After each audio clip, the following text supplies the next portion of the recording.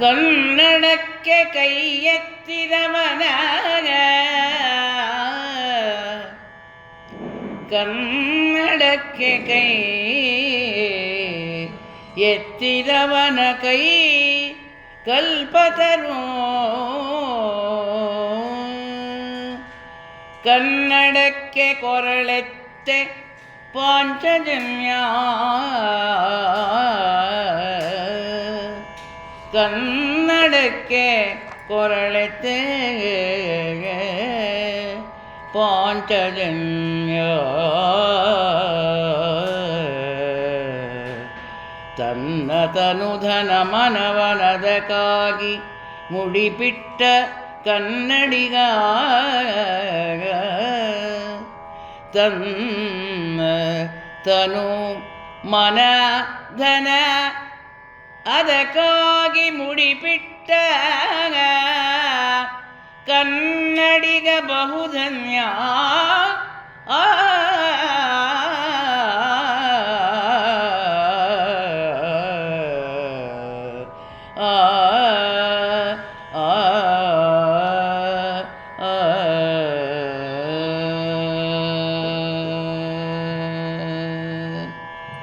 ಎಲ್ರಿಗೂ ನಮಸ್ಕಾರ. ಕನ್ನಡದ್ದೇ ಕಾವ್ಯ ಇದು. ಅನೇಕರು ಬೇಕಾದಷ್ಟು ಅದ್ರ ಬಗ್ಗೆನೂ ಬರೆದಿದ್ದಾರೆ. ಕನ್ನಡದ ಬಗ್ಗೆ ಒಂದೊಂದು ದಿವಸ ಒಂದೊಂದನ್ನು ಕೇಳೋಣ ಅಂತ ಅದನ್ನು ಹಾಡಿದೆ ಅಷ್ಟೇ.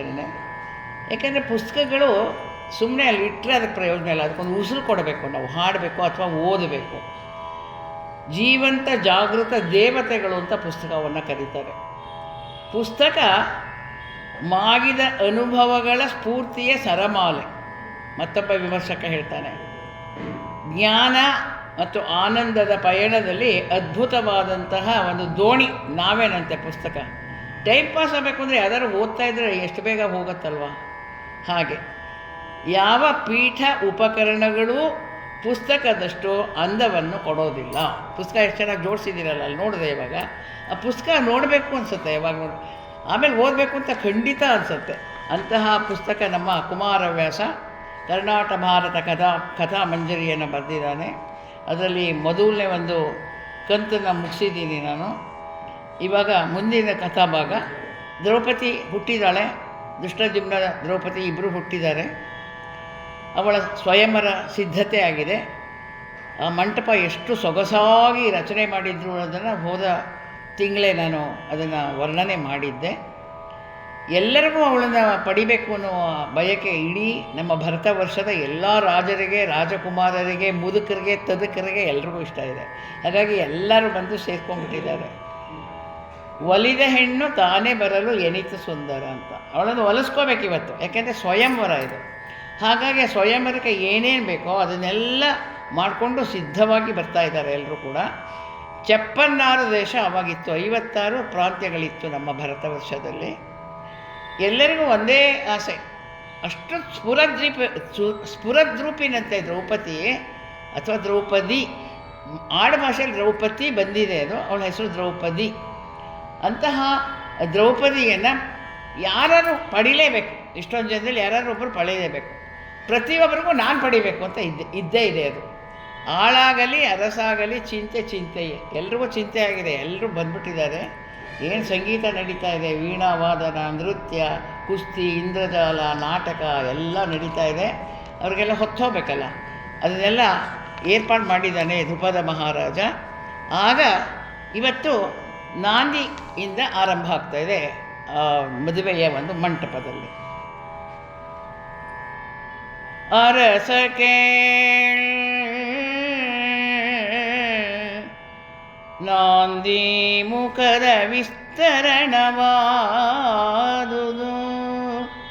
ಪೂರ್ವವೇದಿಯ ವರ ನಿಗಮ ನಿರ್ಘೋಷ, ಘಾತಿಸಿತ ಕಿಳ ಕಲ್ಮಷವ,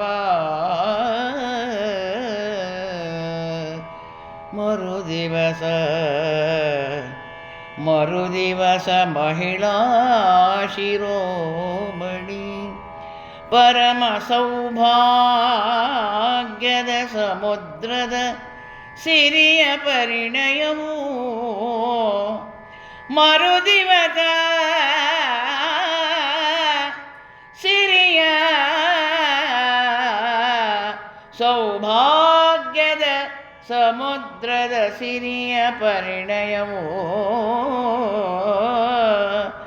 ಎಂದು ಸಾರಿತು ಪಾಳಯಂಗಳಲೇ.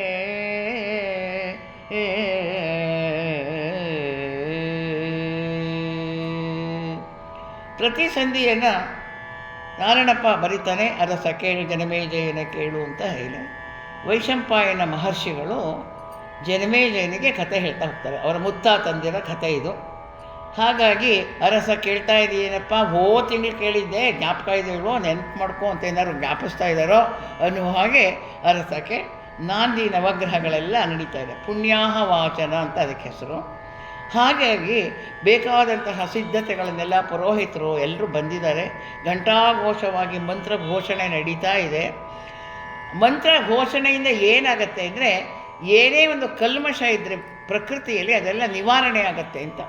ಘಾತಿಸಿತು ಅಖಿಳ ಕಲ್ಮಶವ, ಮನಸ್ಸಲ್ಲಾಗಲಿ ಆ ಭೂಮಿ ಮೇಲಾಗಲಿ ವಾಯುವಿನಾಗಲಿ ಇದ್ದಂತಹ ಕಲ್ಮಶಗಳೆಲ್ಲ ನಿವಾರಣೆ ಆಗುತ್ತೆ. ಅದಕ್ಕೆ ಮಂತ್ರವನ್ನು ಜೋರಾಗಿ ಹೇಳುವಂತಹ ಪದ್ಧತಿ. ಮೆಲ್ಲಗೆ ಮಂತ್ರ ಖಂಡಿತ ಹೇಳಲ್ಲ ಯಾರೂ. ಹಾಗೆ ಎಲ್ಲವೂ ನಡೆದುಬಿಟ್ಟಿದೆ. ಮಾರನೇ ದಿವಸ ಅವಳ ಸ್ವಯಂವರ. ಎಂತಹ ಸ್ವಯಂವರ! ಡಂಗೂರ ಸಾರಿಸ್ತಾ ಇದ್ದಾನೆ ದ್ರುಪದ ಮಹಾರಾಜ. ಪರಮ ಸೌಭಾಗ್ಯದ ಸಮುದ್ರದ ಸಿರಿಯ ಪರಿಣಯ. ಮಂದರ ಪರ್ವತವನ್ನೇ ಕಡೆಗೋಲನ್ನಾಗಿ ಮಾಡಿಕೊಂಡು ದೇವತೆಗಳು ರಾಕ್ಷಸರು ಕ್ಷೀರಸಾಗರವನ್ನು ಕಡೆದಾಗ ಅಮೃತ ಬರಬೇಕು ಅಂತ ಕಾದು 16 ಅಮೃತಗಳು ಬರುತ್ತೆ. ಕಡೆಗೆ ಬಂದಂಥದ್ದು ಅಮೃತ. 8ನೆಯವಳಾಗಿ ಲಕ್ಷ್ಮಿ ಬರ್ತಾಳೆ ಒಳಗಡೆಯಿಂದ. 8ನೆಯವಳಾಗಿ ಬಂದಂತಹ ಆ ಲಕ್ಷ್ಮಿಯ ಪರಿಣಯವೋ ಮದುವೆಯೋ ಅನ್ನುವ ಹಾಗೆ ದ್ರೌಪದಿಯ ಮದುವೆಯೂ ಕೂಡ ಅಷ್ಟೇ ಚೆನ್ನಾಗಿ ನಡೆಯುತ್ತೆ. ಹಾಗಾಗಿ ಎಲ್ಲರೂ ಬರಬೇಕು, ಎಲ್ಲರೂ ನಿಮ್ಮ ಜಾಗದಲ್ಲಿ ಕೂತ್ಕೋಬೇಕು ಅಂತ ಹೇಳಿ ಡಂಗೂರವನ್ನು ಸಾರಿಸ್ತಾ ಇದ್ದಾರೆ. ಲಕ್ಷ್ಮೀನ ಪಡೆಯೋಕ್ಕೆ ಏನೆಲ್ಲ ಪರದಾಡಿದ್ರು ಎಲ್ಲರೂ. ಅದು ತುಂಬ ಸೊಗಸಾದಂತಹ ಭಾಗವತದ ಕಥೆನೇ. ಎಲ್ರಿಗೂ ತರಬೇಕು ಅಂತ ಅವಳು ಸ್ವಯಂವರ ಅಲ್ಲೂ ಇದ್ದಿದ್ದು. ಯಾರನ್ನು ಮೆಚ್ಚದೆ, ಯಾರನ್ನು ಕುಡಿಗಣ್ಣಲ್ಲೂ ನೋಡದೆ, ಲಕ್ಷ್ಮಿಯ ಕುಡಿಗಣ್ಣ ನೋಟ ಬಂದರೆ ಸಾಕು ನಮಗೆ ಐಶ್ವರ್ಯ ಸಿಕ್ಕತ್ತೆ ಅಂತ ಬಹಳ ಇದೆ. ಹೇಳ್ತಿರ್ತಾರಲ್ವ, ಅಯ್ಯೋ ಲಕ್ಷ್ಮಿ ನಮ್ಮನ್ನ ಕಡೆಗೆ ತಿರುಗೂ ನೋಡಿಲ್ಲ ಅಂತ. ಎಲ್ಲರೂ ಹಾಗೆ ಕಾದಿರ್ತಾರೆ. ಕಡೆಗೆ ಏನೂ ಗೊತ್ತಿಲ್ವೇನೋ ಅನ್ನುವ ಹಾಗೆ ವಿಷ್ಣು ದೂರ ನಿಂತ್ಕೊಂಡಿರ್ತಾನಂತೆ. ಬಂದಿದೆ ದಬಕ್ ಅಂತ ಹಾರಾಕ್ತಾಳು. ಇಲ್ಲೇನಾಗುತ್ತೆ ನೋಡೋಣ ದ್ರೌಪದಿ ಯಾವ ರೀತಿ ಮಾಡ್ಬೋದು ಅಂತ. ಇವಳು ಕಲಾಲಕ್ಷ್ಮಿ.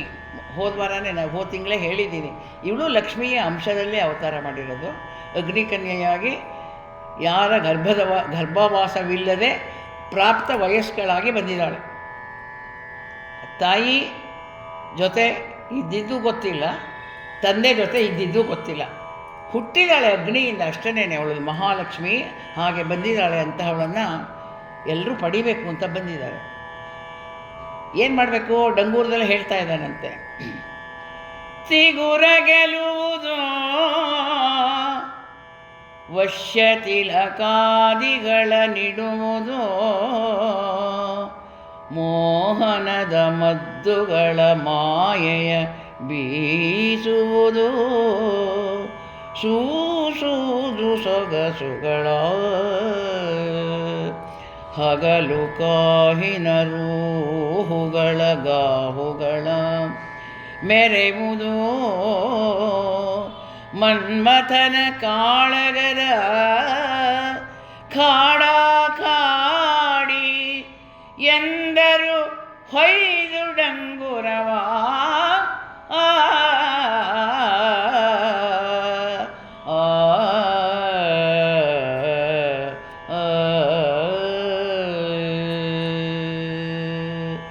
ಡಂಗೂರದಲ್ಲೇ ಹೇಳ್ತಿದ್ದಾರಂತೆ, ಚೆನ್ನಾಗಿ ಅಲಂಕಾರ ಮಾಡ್ಕೊಂಡಿದ್ದೀವೆಲ್ಲ. ದ್ರೌಪದಿನ ಮೆಚ್ಚಬೇಕಾದ್ರೆ ನೀವು ಹೀಗೆಲ್ಲ ಸುಮ್ಮನೆ ಹೇಗೋ ಕೂತಿದ್ರೆ ಅವಳು ಒಪ್ಪಲ್ಲ. ತಿಗುರ ಗೆಲುವುದು, ಸುಗಂಧ ಚೆನ್ನಾಗಿ ಹಾಕ್ಕೊಳ್ಳಿ ಮೈಗೆಲ್ಲ. ವಶ್ಯ ತಿಲಕ, ಆ ನಾಮ ನೋಡಿದ ತಕ್ಷಣ ಅಲ್ಲೇ ಗಪಕ್ಕಂತ ನಿಂತ್ಕೋಬೇಕು, ನಿಮಗೆ ಹಾರ ಹಾಕ್ಬಿಡ್ಬೇಕು ಅವಳು ದ್ರೌಪದಿ. ಹಾಗೆ ವಶೀಕರಣವನ್ನು ಮಾಡುವಂತಹ ತಿಲಕವನ್ನು ಇಟ್ಕೊಳ್ಳಿ. ಮೋಹನ ಅನ್ನುವಂತಹ ಮದ್ದನ್ನು ಮಾಯೆಯನ್ನು ಅವಳ ಮೇಲೆ ಬೀಸಿ ಹೀಗೆ ಮಾಡಿದರೆ ನಿಮಗೆ ದಕ್ತಾಳೆ. ಡಂಗೂರದಲ್ಲೇ ಹೇಳ್ತಿದ್ದಾರೆ, ಇವರು ಅದೆಲ್ಲ ಮಾಡಬೇಕು ಅಂತಲೇ ಬಂದಿದ್ದಾರೆ, ಎಲ್ಲರೂ ಜೊತೆಲೇ ಕರ್ಕೊಂಡ್ಬಂದಿದ್ದಾರೆ, ಎಲ್ಲ ಅಲಂಕಾರ ಮಾಡೋ ಎಲ್ಲರನ್ನೂ ಕರ್ಕೊಂಡು ಬಂದಿದ್ದಾರೆ, ಏನೇ ಬೇಕೋ ಸೆಂಟು ಎಲ್ಲ ತೊಗೊಂಡೇ ಬಂದಿದ್ದಾರೆ ಅವರೆಲ್ಲ. ಹೀಗೆ ಅವರೆಲ್ಲ ಬಂದು ಇಂತಹ ಒಂದು ಡಂಗೂರವನ್ನು ಕೇಳಿದಾಗ ಇದು ಹೇಗಿದೆ ಅಂದರೆ, ಮನ್ಮಥನ ಕಾಳಗದ ಕಾಡಿ. ಮನ್ಮಥ ಪುರುಷ ಸುಂದರ, ರತಿ ಸ್ತ್ರೀ ಸುಂದರಿ, ಅವರಿಬ್ಬರೇ ದಂಪತಿಗಳು. ಮನ್ಮಥ ಅಂದರೆ ಕಾಮ, ಕಾಮ ಅಂದರೆ ಆಸೆ, ಎಲ್ಲರಿಗೂ ಆಸೆ. ಆ ಆಸೆಯನ್ನು ಹಿಡಿದಿಟ್ಕೊಳ್ಳೋಕ್ಕಾಗ್ತಾ ಇಲ್ಲ. ನಮ್ಮ ಸರ್ವಜ್ಞ ಹೇಳ್ತಾನೆ, ಹೆಣ್ಣನ್ನು ಹೊನ್ನನ್ನು ಹಣ್ಣಾದ ಮರಗಳನ್ನು ಕಣ್ಣಿನಲ್ಲಿ ಕಂಡು ಮನದಲ್ಲಿ ಬಯಸದೆಯ ಅಣ್ಣಗಳು ಯಾರ ಅಂತ ಪ್ರಶ್ನೆ ಮಾಡ್ತಾನೆ. ಎಂಥವ್ರಿಗಾದ್ರೂ ಅದು ಆಸೆ ಆಗಲಿಕ್ಕೆ ಬೇಕು. ಇದು ಸೌಂದರ್ಯ ಸ್ಪರ್ಧೆ, ಇದು ನಡೀತಾ ಇದೆ. ಗಂಡು ಹೆಣ್ಣು ಪ್ರಪಂಚದಲ್ಲಿ ಇರೋದೇ ಇದು, ಪ್ರಕೃತಿಯ ನಿಯಮ. ಅದು ಹೇಗಿರುತ್ತೆ ಅಂದರೆ, ಬೆಂಕಿ ಬೆಣ್ಣೆ ಹಾಗೆ ಅಂತ. ಬೆಂಕಿ ಹತ್ತಿರಕ್ಕೆ ಬೆಣ್ಣೆ ಹೋದರೂ ಕರಗೋಗುತ್ತಲ್ವ, ಹಾಗೆ ಮನಸ್ಸು ಕರಗೋಗುವಂಥದ್ದೇ. ಹಾಗೆ ಎಲ್ಲರಿಗೂ ಕೂಡ ಆಸೆ ಆಗ್ತಾಯಿದೆ, ಯಾವಾಗ ದ್ರೌಪದಿನ ನೋಡೇವೋ ಅನ್ನುವಂತಹ ಕಾತರ ಆತರ ಎಲ್ಲರಲ್ಲೂ ಇದೆ. ಏನು ಮಾಡಿದ್ರು, ಇಷ್ಟೆಲ್ಲ ಡಂಗೂರ ಸಾಸಿದ ಮೇಲೆ ಅವರೆಲ್ಲ ಏನೆಲ್ಲ ಹರಕೆ ಹೊತ್ಕೋತಾ ಇದ್ದಾರೆ. ಪುರೋಹಿತರನ್ನು ಕರ್ಕೊಂಡೇ ಬಂದಿದ್ದಾರೆ, ಮಂತ್ರವಾದಿಗಳನ್ನೆಲ್ಲ ಕರ್ಕೊಂಡು ಬಂದುಬಿಟ್ಟಿದ್ದಾರೆ ಎಲ್ಲರೂ. ಹರಸಿಕೊಂಡನೋ ನಿಖಿಳ ಪೃಥ್ವೀಶ್ವರರು ಮಾಯಾಪುರದ ಕಾಂಚೀಪುರದ ಜಾಳಾಂಧರದ ವಿವಿಧ ಸ್ಥಾನ ದೇವತೆಗೆ ಪೃಥ್ವೀಶ್ವರನು ಹರಸಿಕೊಂಡರೋ. ಕರಿಮುಖನ ಕಜ್ಜಾಯದಲ್ಲಿ ಸತ್ಕರಿಸಿ ಸಂಶಯ ಭೇದ ವರ್ಗದ ಹರುಷದಲ್ಲಿ ಹೊರವಂಟರೊಬ್ಬರನೊಬ್ಬರು ರವಣಿಸಿ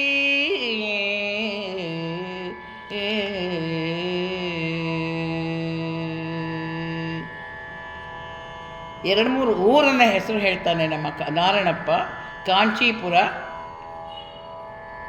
ಜಾಳಂಧರ, ಮಾಯಾಪುರ. ಇವತ್ತು ಆ ಹೆಸರಲ್ಲಿ ಆ ಊರು ಇಲ್ಲದೆ ಇರ್ಬೋದು, ಊರಂತೂ ಇದೆ ನಮ್ಮ ಭರತ ವರ್ಷದಲ್ಲಿ. ಕಾಂಚೀಪುರ ಅನ್ನೋದು ಯಾವುದಕ್ಕೆ ಪ್ರಸಿದ್ಧಿ ಅಂದರೆ, ಆ ಜಾಗದಲ್ಲಿ ಬ್ರಹ್ಮ ವಿಷ್ಣುವನ್ನು ಪ್ರೀತಿ ಮಾಡಬೇಕು ಅಂತ ಪ್ರೀತ್ಯರ್ಥವಾಗಿ ಒಂದು ಯಾಗ ಮಾಡಬೇಕು ಅಂತ ಬರ್ತಾನಂತೆ ಆ ಊರಿಗೆ. ಆ ಊರನ್ನು, ಆ ಜಾಗವನ್ನು ದೇವಶಿಲ್ಪಿಯಾದಂತಹ ವಿಶ್ವಕರ್ಮ ಕಟ್ಟಿಸ್ಕೊಡ್ತಾನಂತೆ. ಒಂದು ದೊಡ್ಡ ಊರನ್ನೇ ಕಟ್ಟಿಸ್ಕೊಡ್ತಾನಂತೆ ಆ ದೊಡ್ಡ ಯಾಗ ಮಾಡೋದಕ್ಕೆ. ಆ ಪಟ್ಟಣವನ್ನು ನಿರ್ಮಿಸಿದಂತಹ ಜಾಗಕ್ಕೆ ಆವಾಗ ಕಾಂಚೀಪುರ ಅಂತಿದ್ರು. ಇವತ್ತು ಅದನ್ನು ಶಿವಕಾಂಚಿ ಮತ್ತು ವಿಷ್ಣು ಕಾಂಚಿ ಅಂತ ಕರೀತಾರೆ. ಎರಡು ಭಾಗ ಆಗಿದೆ ಅಂತ ಇವತ್ತು ಕೂಡ ಅದಿದೆ ಅಂತ ಹೇಳ್ತಾ ಇದ್ದಾರೆ. ಅಂತಹ ಒಂದು ಜಾಗದಲ್ಲಿ ಇರುವಂತಹ ದೇವರನ್ನು ಪ್ರಾರ್ಥನೆ ಮಾಡ್ಕೊಳ್ಳಿ. ಜಾಳಂಧರ ಅಂದರೆ ತ್ರಿಗರ್ತ ದೇಶ ಅಂತ, ವಾಯವ್ಯ ದಿಕ್ಕಿನಲ್ಲಿ ನಮ್ಮ ಭಾರತದಲ್ಲಿ ಇದೆಯಂಥದ್ದು. ಅಲ್ಲಿ ಒಂದು ದೇವಸ್ಥಾನ ಇದೆ. ಆಗಿನ ಕಾಲ ದೇವಸ್ಥಾನ ಇವತ್ತಿದ್ದೇ ಇರುತ್ತೆ ಅಂತ ಹೇಳಕ್ಕೆ ಬರಲ್ಲ.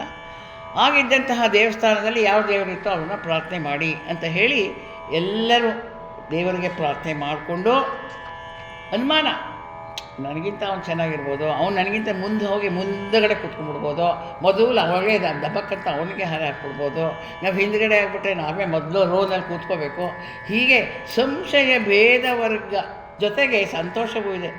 ಅಯ್ಯೋ ನಾವು ಹಾಕಿದ್ರು ಪರವಾಗಿಲ್ಲ, ಹುಡುಗಿ ನೋಡ್ಕೊಂಡಾರು ಬರೋಣ, ಮಹಾರಾಜನ ಆತಿಥ್ಯವನ್ನಾದರೂ ಸ್ವೀಕರಿಸ್ಕೊಂಡು ಬರೋಣ ಅಂತ ಹೇಳಿ ಆ ಆನಂದದಲ್ಲೂ ಕೂಡ ಅವರೆಲ್ಲ ಬರ್ತಾ ಇದ್ದಾರೆ. ಬರ್ತಾ ಇರಬೇಕಾದ್ರೆ ನೋಡ್ತಾರೆ ಒಬ್ರನ್ನೊಬ್ಬರು. ಅವ್ರಿಗೆಲ್ಲ ಇಳ್ಕೊಳ್ಳೋದಕ್ಕೆ ಬೇಕಾದಷ್ಟು ಮನೆಗಳು ಕಟ್ಟಿಸಿದ್ದಾನೆ ದ್ರುಪದ, ಅವರವ್ರಿಗೆ ಬೇಕಾದ ಹಾಗೆ ಕಟ್ಟಿಸ್ಬಿಟ್ಟಿದ್ದಾನೆ. ಅಲ್ಲಲ್ಲಿ ಇಳ್ಕೊಂಡಿದ್ದಾರೆ. ಅಲ್ಲಿಂದ ಈ ಸಭೆಗೆ ಬರ್ತಾ ಇದ್ದಾರೆ. ಬರ್ತಾ ಇರ್ಬೇಕಾದ್ರೆ ಎಲ್ಲರೂ ನೋಡ್ತಾರೆ, ಎಲ್ಲ ದೇಶದೂ ಬಂದಿದ್ದಾರೆ. ಒಬ್ಬೊಬ್ಬರು ಮುಸುಡಿ ಒಂದೊಂದು ಥರ ಇರುತ್ತೆ ಅಂತ ಇಟ್ಕೊಳ್ಳಿ. ಅವರು ನೋಡೋದು ಇವರು ನೋಡಿ ನೋಡಿ ಅವರಲ್ಲೇ ಗಾಬರಿ ಆಗ್ತಾಯಿದೆ. ನಮಗಿಂತ ಇನ್ನೂ ಚೆನ್ನಾಗಿರೋರು ಗಂಡಸರು ಇದ್ದಾರಾ ಅಂತ ಅನ್ಕೋತಾರೆ. ನಾನೇ ತುಂಬ ಸುಂದರ ಅಂತ ನಮ್ಮ ಊರಲ್ಲಿ ಹೊಗಳಿಸ್ಕೊಂಡಿದ್ದೆ, ನಮಗಿಂತ ಚೆನ್ನಾಗಿರೋರು ಇದ್ದಾರಲ್ವಾ, ಅಯ್ಯೋ ಏನು ಗತಿ ಅಂತ ಅನ್ಕೋತಾ ಇದ್ದಾರಂತೆ. ಉಬ್ಬು ಮುರಿದುದಾಗ ರಾಯರೊಬ್ಬರನೊಬ್ಬರೀಕ್ಷಿಸಿ, ಉಬ್ಬು ಮುರಿದುದಾಗ ಚೆಲುವಿನಲಿ ಸಿರಿಗೊಬ್ಬಿನಲಿ ಸಾಹಸಿಕೆಯಲಿ ಸೇನಾ ಸಮುದ್ರದಲ್ಲಿ ಒಬ್ಬರೊಬ್ಬರ ಸೂಯೆಯೊಬ್ಬರನೊಬ್ಬರಳುಕಿಸುವ ಅದಟು ಗಂಗಳ ಹಬ್ಬದಲ್ಲಿ ಮನಸಂಚು ತಪ್ಪಿತೋ ಅಸಾಧ್ಯ ಚಿಂತೆಯಲಿ. ಗಿಣಿಶಾಸ್ತ್ರ ಹೇಳೋರು, ಕವಡೆ ಶಾಸ್ತ್ರ ಹೇಳೋರು, ನಾಡಿ ಶಾಸ್ತ್ರ ಹೇಳೋರು, ಹಸ್ತ ಸಾಮುದ್ರಿಕದವರು, ಮಾಂತ್ರಿಕರು, ತಾಂತ್ರಿಕರು, ಜಾದೂಗಳು, ಬಾಬಾಗಳು ಎಲ್ಲರೂ ಬಂದಿದ್ದಂತೆ. ಅದಕ್ಕೆ ಯಾರ್ಯಾರಿಗೆ ಬೇಕು ಅವರು ಅಪಾಯಿಂಟ್ಮೆಂಟ್ ಮಾಡ್ಕೊಳ್ಳೋದು. ಅಲ್ಲಿದ್ದಾರೆ ಬೇಕಾದಷ್ಟು ಜನ. ನಮಗೆ ಅವ್ರು ಬೇಕು, ಬರಲಿ ನನ್ನ ಹತ್ರಕ್ಕೆ, ನಾನು ಅವ್ನಿಗೆ ಎಷ್ಟು ಬೇಕೋ ನಾನು ಕೊಡ್ತೀನಿ ದುಡ್ಡನ್ನು. ಒಟ್ಟಾರೆ ಇವತ್ತು ದ್ರೌಪದಿ ನಮಗೆ ಸಿಕ್ಬಿಡ್ಬೇಕಪ್ಪ ಅಂತ ಬರ್ತಾ ಇದ್ದಾರೆ. ಅವರು ನೋಡಿದ ತಕ್ಷಣ ಅಯ್ಯೋ ಇಂಥ ಚೆನ್ನಾಗಿದ್ದಾನೆ ಈ ಮನುಷ್ಯ, ಅವಳು ಅವನಿಗೆ ಹಾರ ಹಾಕ್ತಾಳೆ ಅಂತ ಅವರೇ ಅನ್ಕೋತಾ ಇದ್ದಾರೆ ಅಂತ. ಏನು ಚೆಲುವಪ್ಪ, ಎಷ್ಟು ಐಶ್ವರ್ಯ ಇದೆ ಅವನಿಗೆ, ಎಂತಹ ಭುಜಬಲ ಪರಾಕ್ರಮ ಕಾಣಿಸ್ತಾ ಇದೆ, ಅವನ ಹತ್ರ ಎಷ್ಟೊಂದು ಸೈನ್ಯ ಇದೆ. ಅಸೂಯೆ ಶುರುವಾಗ್ಬಿಡ್ತು. ನಮಗಿನ್ನು ಚೆನ್ನಾಗಿರೋ ಸಭೆಗೆ ಬರಬಾರ್ದು. ಬರ್ತಾ ಇದ್ದಾರೆ, ಬಂದವ್ರು ನೋಡ್ತಾ ಇದ್ದಾರೆ. ಅಳುಕಾಗ್ತಾ ಇದೆ ಮನಸ್ಸಲ್ಲಿ. ನಿಜವಾಗ್ಲೂ ಒಳಗಡೆಗೆ ಹೋದರೆ ನಮ್ಮ ಮರ್ಯಾದೆ ಉಳಿಯತ್ತಾ ಇಲ್ವಾ? ಛೇ ಸಂಚು ತಪ್ಪಿತು. ನಾವು ಯೋಚನೆ ಮಾಡ್ಕೊಂಡು ಬಂದಿದ್ದೇ ತಪ್ಪಾಗ್ಬಿಟ್ಟಿದೆ. ಈಗ ಮನೇಲಿ ತೆಪ್ಪ ಕೂತಿದ್ರೆ ಅವಮಾನನಾರು ಆಗ್ತಿರ್ಲಿಲ್ಲ, ಇಲ್ಲಿ ಬಂದು ಅವಮಾನ ಮಾಡಿಸ್ಕೊಳಕ್ಕೆ ಬಂದ್ಬಿಟ್ಟಿದ್ದೀವ. ಅಸಾಧ್ಯವಾದ ಚಿಂತೆ ಅವ್ರಿಗೆ ತುಂಬ್ಕೊಂಡ್ಬಿಟ್ಟಿದೆಯಂತೆ ಅವರೆಲ್ರಿಗೂ ಕೂಡ. ಹಾಗಾಗಿ ಆ ಚಿಂತೆಯಿಂದನೇ ಬಂದು ಅವ್ರವ್ರ ಸೀಟಲ್ಲಿ ಕೂತ್ಕೊಂಡು ಹೋಗೋಕ್ಕಾಗಲ್ಲ. ಊರಿಂದ ಬಂದಾಗಿದೆಯಲ್ಲ, ಹೇಗೆ ಹೋಗೋಕ್ಕಾಗತ್ತೆ? ಏನಾಗುತ್ತೆ ನೋಡೋಣ, ರಿಸಲ್ಟು ಕಾದು ನೋಡೋಣ ಅಂತ ಬಂದರು. ಈ ಜೋಯಿಸ್ರೆಲ್ಲ ಸೇರ್ಕೊಂಡ್ಬಿಟ್ಟಿದ್ದಾರಲ್ಲ ಒಳಗಡೆ. ಅವರೆಲ್ಲ ಏನು ಮಾಡ್ತಿದ್ದಾರೆ? ಹೋರೆಗರ ಹೊಳ್ಳಿನಿತಾಗ ಜೋಯಿಸರ 6 ಬಟೆಗಳ ಬಿಂಕ ಮಾಂತ್ರಿಕರೋರೆ ಮುಸುಕಿನ ಜಾಳು ಜಪವೋ ಈ ನೃಪರ ಚಾಳೈಸೆ ಪೂರವಿಪ ಪುಳಕಂಗಳಲ್ಲಿ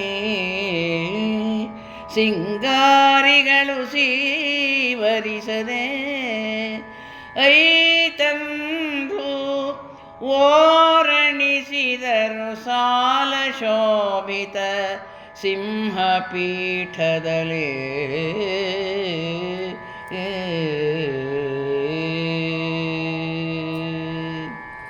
ಮನುಷ್ಯನಿಗೆ ಸುಖ ಅಂದರೆ ಎಲ್ಲಿದೆ? ಅನೇಕ ರೀತಿಯ ಸುಖಗಳಿದೆ. ಸುಖದಲ್ಲಿ ಅತ್ಯಧಿಕವಾದಂತಹ ಸುಖ ಯಾವುದು ಅಂದರೆ ದಾಂಪತ್ಯ ಅಂತ ಹೇಳ್ತಾರೆ. ಅದೇ ದೊಡ್ಡ ಸುಖ, ರತಿ ಸುಖ.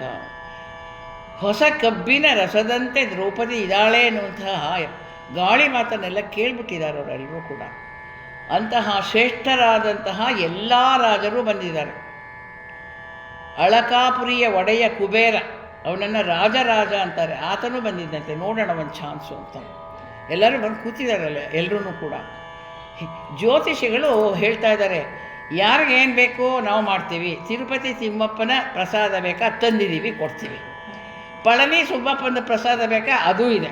ಕಂಚಿ ಕಾಮಾಕ್ಷಿ, ಮಧುರೆ ಮೀನಾಕ್ಷಿ, ಕಾಶಿ ವಿಶಾಲಾಕ್ಷಿ, ಕೊಲ್ಲಾಪುರದ ಮಹಾಲಕ್ಷ್ಮಿ, ಶೃಂಗೇರಿ ಶಾರದೆ, ಯಾವ್ದು ಬೇಕು ಎಲ್ಲ ಪ್ರಸಾದ ತೊಗೊಂಡೇ ಬಂದಿದ್ದೀವಿ, ನಿಮಗೆ ಕೊಡ್ತೀವಿ. ಗೊತ್ತಾಯ್ತಾ? ಇಷ್ಟ ಸಿದ್ಧಿಯಾಗುವಾಗೆ ಒಂದು ಸಣ್ಣ ಹೋಮ ಕೂಡ ಮಾಡ್ತೀವಿ ನಿಮಗೆ ಬೇಕಾದರೆ. ರಾಹುಕಾಲ ಕಳೀಲಿ, ಸ್ವಲ್ಪ ತಾಳ್ರಿ. ಅಮೃತ ಸಿದ್ಧಿ ಯೋಗ ಬರುತ್ತೆ, ಇನ್ನೇನೋ ಅವ ಮಾಡೋಣ. ಎಲ್ಲರೂ ಬಂದು ಮುತ್ತಿಗೆ ಹಾಕೋತಿದ್ದಾರೆ ರಾಜರನ್ನೆಲ್ಲ. ಏನು ಮಾಡ್ಸೋಣ? ನಿಮಗೊಂದು ನಿಂಬೆಹಣ್ಣು ಕೊಟ್ಬಿಡ್ಲಾ? ಮಂತ್ರಿಸಿ ಕೊಡ್ತೀವಿ ರೀ. ನೀವು ಮುಂದೆ ಸುಮ್ಮನೆ ಹಿಂಗೆ ಹಿಡ್ಕೊಂಡು ಕೂತು ಸಾಕು, ಅವ್ರು ತಪ್ಪಕ್ಕಂತ ನಿಮ್ಗೆ ಹಾರ ಹಾಕ್ತಾಳೆ. ಕೈಲಿ ಹಿಡ್ಕೊಂಡು ಕೂತ್ಕೋಬೇಕು ನೀವು. ಎಲ್ಲೆಲ್ಲರೂ ಅಲ್ಲೆಲ್ಲ ಇಡುವ ಹಾಗಿಲ್ಲ, ಗೊತ್ತಾಯ್ತಾ? ಅಂಜನ ಹಚ್ಕೊತೀರಾ, ಕೊಡ್ತೀವಿ. ಭಸ್ಮ ಲೇಪಿಸ್ಕೊಳ್ತೀರಾ, ಕೊಡ್ತೀವಿ. ಅವಳು ತಲೆ ಕೂದಲಿಂದ ಸುಟ್ಟು ಬೂದಿ ಮಾಡಿ ತಂದಿದ್ದೀವಿ, ಅದನ್ನು ಹಚ್ಕೊಳ್ಳಿ ಅಂತ ಹೇಳ್ತಿದ್ದಾರಂತೆ. ಉಫ್ ಅಂತ ಬೂದಿನ ಅವಳು ಥಟ್ ಅಂತ ನಿಂತ್ಕೊಂಡ್ಬಿಟ್ಟು ನಿಮಗೆ ಹಾರ ಹಾಕ್ತಾಳೆ. ಏನೆಲ್ಲ ಹೇಳಿದ್ರು ಹೋರೆಗರ ಹೊರಲಿರುತ್ತೆ. ಜ್ಯೋತಿಷಿಗಳು ವ್ಯರ್ಥ ಆಲಾಪ ಮಾಡ್ತಾ ಇದ್ದಾರಂತೆ. ಸ್ಪರ್ಧೆ, ಯಾವ ರಾಜನ ಹಿಡಿದ್ರೆ ನಮ್ಗೆ ಜಾಸ್ತಿ ದಕ್ಷಿಣೆ ಸಿಕ್ಕತ್ತೆ. ಎಲ್ಲರನ್ನ ಮುಗಿ ಬೀಳೋದು ಅಂತ ಹೇಳ್ತಾ ಇದ್ದಾರೆ. ಶಲ್ಯ ಎಲ್ಲ ಹೊದ್ಕೊಂಬಿಟ್ಟು ಒಳಗಡೆನೇ ಜಪ ಮಾಡೋದಂತೆ, ಯಾರಿಗೂ ಗೊತ್ತಾಗಬಾರ್ದು. ಮಾಂತ್ರಿಕರು ಓರೆ ಮುಸುಕಿನ ಜಾಳು ಜಪವು ಜಪ ಮಾಡ್ತಾ ಇದ್ದಾರೆ. ಪಕ್ಕದಲ್ಲಿ ಕೂತ್ಕೊಂಡ್ಬಿಟ್ಟು ಅವರೆಲ್ಲ ಮೋರೆ ಎಲ್ಲ ಮುಚ್ಕೊಂಡು. ಅವ್ರಿಗೆ ಏನಾಗುತ್ತೆ ಪಾಪ, ನನಗೋಸ್ಕರ ಮಂತ್ರ ಎಲ್ಲ ಮಾಡ್ತಾಯಿದ್ದಾನೆ, ಜಪ ಮಾಡ್ತಾಯಿದ್ದಾನೆ, ಖಂಡಿತ ಈ ಜಪದಿಂದ ದ್ರೌಪದಿ ನಾನು ಸಿಕ್ಕೇ ಸಿಗ್ತಾಳೆ ಅಂತ ಪುಳಕ ರೋಮಾಂಚನ ಆಗ್ತಾಯಿದೆಯಂತೆ. ಇನ್ನೂ ಚೆನ್ನಾಗಿ ಅಲಂಕಾರ ಮಾಡಿಕೊಂಡು ಕೂತ್ಕೊಂಡು ಇರಲಪ್ಪ, ಅಲಂಕಾರನೂ ಮಾಡ್ಕೊಳ್ಳೋಣ, ಈ ಕೆಲಸನೂ ಮಾಡೋಣ, ಎತ್ತಲಾರು ಒಂದು ಫಲ ಸಿಕ್ಕೇ ಸಿಕ್ಕತ್ತಲ್ವ ಅಂತ ಹೇಳಿ ಎಲ್ಲರೂ ಸಾಲಾಗಿ ಅವನಿಗೆ ಇಟ್ಟಂತಹ ಸಿಂಹಾಸನಗಳಲ್ಲಿ ರಾರಾಜಿಸ್ತಾ ಇದ್ದಾರೆ. ಆಗ ದೃಪದ ತನ್ನ ಮಗನಿಗೆ ದುಷ್ಟದ್ಯುಮ್ನನಿಗೆ ಒಂದು ಡಂಗೂರ ಸರ್ಸಕ್ಕೆ ಹೇಳ್ತಾ ಇದ್ದಾನೆ, ತರಿತು ಧನುವನು ಯಂತ್ರ ಮತ್ಸ್ಯವನು ಗಿರಿದು ತಳುವದೆ ತಂಗಿಯನು ಅಲಂಕರಿಸೋ ದಂಡಿಗೆಯಿಂದ ತೋರಿಸು ಮಹೇಶ್ವರರ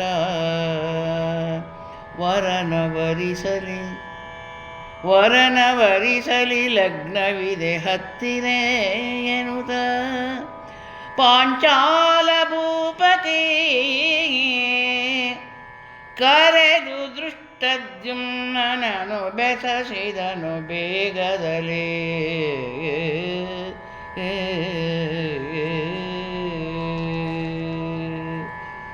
ಮತ್ಸ್ಯ ಯಂತ್ರ ಇದೆ, ಸಾವಿರಾರು ಜನ ಅದನ್ನು ಎಳ್ಕೊಂಡು ಬರಬೇಕು, ಅದಕ್ಕೆ ಗಾಲಿ ಇದೆಯಂತೆ, ಅದನ್ನು ಎಳ್ಕೊಂಡು ಬಂದು ಆ ಸಭೆಯಲ್ಲಿ ಇಡಬೇಕು. ಅದಕ್ಕೆ ಒಂದಷ್ಟು ಬಾಣಗಳನ್ನ ಇಟ್ಟಿರ್ತಾರೆ. ಆ ಬಾಣದಿಂದ ಮೇಲೆ ತಿರುಗ್ತಾ ಇರುವಂಥ ಮತ್ಸ್ಯ ಕಣ್ಣಿಗೆ ಅದು ಹೋಗಿ ಬೀಳಬೇಕು. ಇಲ್ಲಿ ಕೆಳಗಡೆ ಎಣ್ಣೆ ಇದೆ, ಎಣ್ಣೆಯಲ್ಲಿ ಅದು ರಿಫ್ಲೆಕ್ಷನು, ಅದನ್ನು ನೋಡ್ಕೊಂಡು ಅದು ಹೊಡಿಬೇಕು. ಅದನ್ನು ನೋಡ್ಕೊಂಡು ಹೊಡಿಯೋಂಗಿಲ್ಲ, ಇಲ್ಲಿ ನೋಡ್ಕೊಂಡು ಹಂಗೆ ಹೊಡಿಬೇಕು. ಎಷ್ಟು ಜನಕ್ಕೆ ಇಂಥ ಟ್ರೈನಿಂಗ್ ಆಗಿರ್ಬೋದು ಆಗಿನ ಕಾಲದಲ್ಲಿ, ಇಲ್ಲವರು ಇಂಥ ಸ್ಪರ್ಧೆ ಇಡೋಕ್ಕೆ ಸಾಧ್ಯನೇ ಇಲ್ಲ. ಅದಿತ್ತು ಆಗಿನ ಕಾಲದಲ್ಲಿ ಆ ಸ್ಪರ್ಧೆ ಅಂತ ಕಾಣಿಸುತ್ತೆ. ಆ ಸ್ಪರ್ಧೆ ಇದೆ ಇಲ್ಲಿ. ನಿನ್ನ ತಂಗಿ ದ್ರೌಪದಿನ ಕರ್ಕೊಂಬರಪ್ಪ, ಅಲಂಕಾರ ಮಾಡಿಕೊಂಡು ಕರ್ಕೊಂಬ, ಆಮೇಲೆ ಮತ್ಸ್ಯ ಯಂತ್ರ ಭೇದನ. ಮೊದಲು ಅವಳು ಬರಲಿ, ನೋಡಲಿ, ಎಲ್ಲರೂ ತಂದು ಇಡಿ. ಅದನ್ನೆಲ್ಲ ಇಡೋಕ್ಕೂ ಟೈಮ್ ಬೇಕಲ್ವಾ, ಅದನ್ನೆಲ್ಲ ತಂದು ಇಡಿ, ಅದಕ್ಕೆ ಅಲಂಕಾರ ಮಾಡಿ ಪೂಜೆ ಮಾಡಿ ಅದಕ್ಕೆ ಹಾಗೆಲ್ಲ ಮಾಡ್ತಾಯಿರಿ. ಲಗ್ನ ಹತ್ರನೇ ಇದೆ, ಆದ್ದರಿಂದ ದ್ರೌಪದಿಯನ್ನು ಕರ್ಕೊಂಡು ಬನ್ನಿ ಅಂತ ಹೇಳಿ ಮಹಾರಾಜ ಅಪ್ಪಣೆಯನ್ನು ಮಾಡಿದ. ಅಲಂಕಾರ ದ್ರೌಪದಿಗೆ ಬೇಕಾ? ಕವಿ 50 ಪದ್ಯದಲ್ಲಿ ಅಲಂಕಾರ ಮಾಡಿದ್ದಾನೆ. ನಾವು ಒಂದು ಎರಡರಲ್ಲಾರು ಮಾಡಬೇಕಲ್ವ. ಅದು ಏನು ವರ್ಣನೆ ಮಾಡ್ತಾನೆ ದ್ರೌಪದಿ ಸ್ವಯಂವರನ, ಭಯಂಕರ. ನಮ್ಮಲ್ಲಿ ಹೇಳ್ತೀವಿ ಇಟ್ಟರೆ ತೊಟ್ಟರೆ ಪುಟ್ಟಕ್ಕೆ ಚೆಂದ ಅಂತ ಅಲ್ವಾ. ಶಕ್ತಿ ಸ್ಪರ್ಧೆ ಇದು ಮತ್ಸ್ಯ ಯಂತ್ರ ಬೆಳೆಸೋದು, ಇದು ಸೌಂದರ್ಯ ಸ್ಪರ್ಧೆ. ಮೊದಲು ಆಕೆನ ನೋಡಬೇಕು ಹೇಗಿದ್ದಾಳೆ ಅಂತ ಹೇಳಿ ಎಲ್ಲರೂ ಕಾಯ್ತಾ ಇದ್ದಾರೆ. ಬರ್ತಾ ಇದ್ದಾಳೆ ನಮ್ಮ ಮಹಾರಾಣಿ ರಾಜಕುಮಾರಿ. ಅರಸನಾಜ್ಞೆಯ ಮೇಲೆ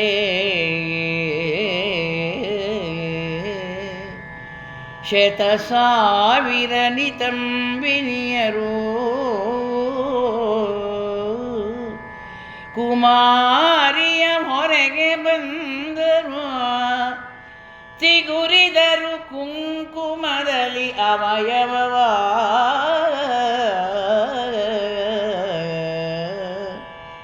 ಅರಸಿ ಮಜ್ಜನ ಮಾಡಿ ನೂತನ ವರದು ಕೂಲವನುಟ್ಟು ಸಖಿಯರ ತರದ ನೆಲ ದೊಗ್ಗಡಣೆಯಲಿ ಬಂದಳು ನಿಜಾಲಯಕ್ಕೆ.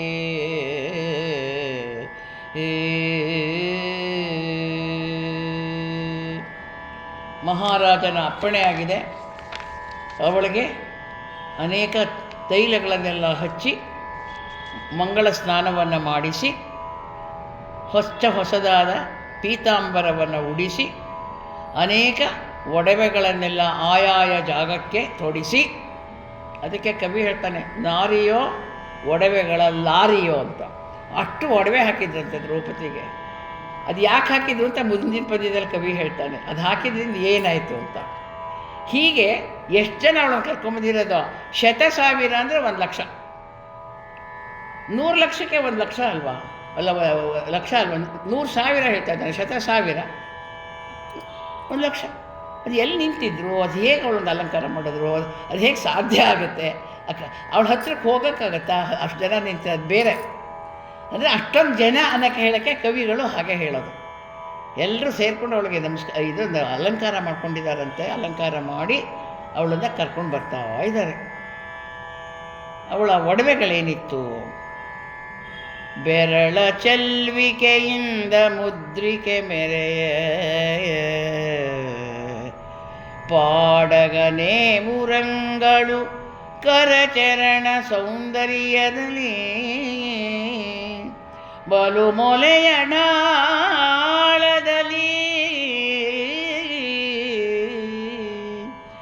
ಕೊರಳ ಮುತ್ತಿನ ಹಾರ ಸುಮನೋಹರದ ಕದಪುಗಳಿಂದ ಕರ್ಣಾಭರಣ ಒಪ್ಪಿದವೋ ಏನನೆಂಬೆನು ರೂಪನು ಅಂಗನೆಯ ರೂಪನು ಏನನೆಂಬೆನು.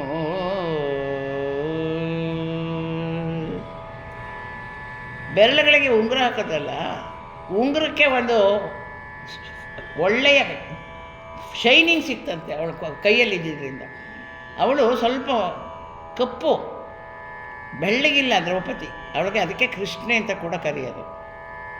ಕೃಷ್ಣನೂ ಕಪ್ಪೆ ತಾನೆ, ಇವಳು ಕಪ್ಪೆ. ಕಪ್ಪು ಎಷ್ಟು ಸೌಂದರ್ಯ ಅನ್ನೋದನ್ನು ಕವಿ ವರ್ಣನೆ ಮಾಡ್ತಾ ಇದ್ದಾನೆ.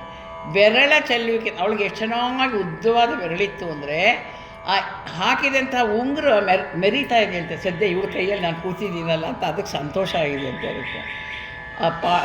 ಗೆಜ್ಜೆ ಇರ್ಬೋದು, ಇದು ಕಾಲು ಬಳೆ ಇರ್ಬೋದು, ಹಾಕಿರುವಂತಹ ಹಾರಗಳಿರ್ಬೋದು, ಕೈಗೆ ಹಾಕಿರುವ ಬಳೆಗಳಿರ್ಬೋದು, ಎಲ್ಲವೂ ಕೂಡ ಅವಳಿಗೆ ಶೋಭಾಯಮಾನವಾಗಿ ಕಾಣಿಸೋದು ಕೂಡ ಆ ಒಡವೆಗಳಿಗೆ ಶೋಭಾಯಮಾನ ಆಯಿತು ಇವಳಿಂದ. ಇವಳ ಸೌಂದರ್ಯದ ಮುಂದೆ ಅವೇನೂ ಅಲ್ಲ. ಹಾಗಾಗಿ ಇವಳ ಸೌಂದರ್ಯದ ಜೊತೆಗೆ ಅವು ತುಂಬ ಮೆಚ್ಕೊಂಡ್ವಂತೆ. ಹಬ್ಬ, ಇವಳು ಎದೆ ಮೇಲೆ ನಾವು ಕೂತಿದ್ದೀವಲ್ಲ, ಇವಳು ಕಿವಿಲಿ ಕೂತಿದ್ದೀವಲ್ಲ, ಇವಳು ಕೈಯಲ್ಲಿ ಕೂತಿದ್ದೀವಲ್ಲ, ಬೆರಳ ಕೂತಿದ್ದೀವಲ್ಲ ಅಂತ ತುಂಬ ಆನಂದವನ್ನು ಪಡ್ತಾವೆ ಅಂತೆ. ಅಂತಹ ಕರ್ಣಾಭರಣ ಒಪ್ಪಿದವು ಕಿವಿಯಲ್ಲಿ ಹಾಕ್ಕೊಂಡಂತಹ ಒಡವೆಗಳೆಲ್ಲವೂ ಕೂಡ ಎಷ್ಟು ಸೊಗಸಾಗಿತ್ತು ಅಂದರೆ ಆ ರೂಪನ ಏನಂತ ವರ್ಣಿಸ್ಲಿ ಅಂತಾರೆ. ಇದರ ಬಗ್ಗೆ ಒಬ್ಬರು ಬರೆದಿದ್ದಾರೆ, ಅದನ್ನು ಹಾಡ್ತಾ ಇದ್ದೀನಿ. ತುಂಬ ಚೆನ್ನಾಗಿ ಬರ್ಕೊಟ್ಟಿದ್ದಾರೆ ಅವರು.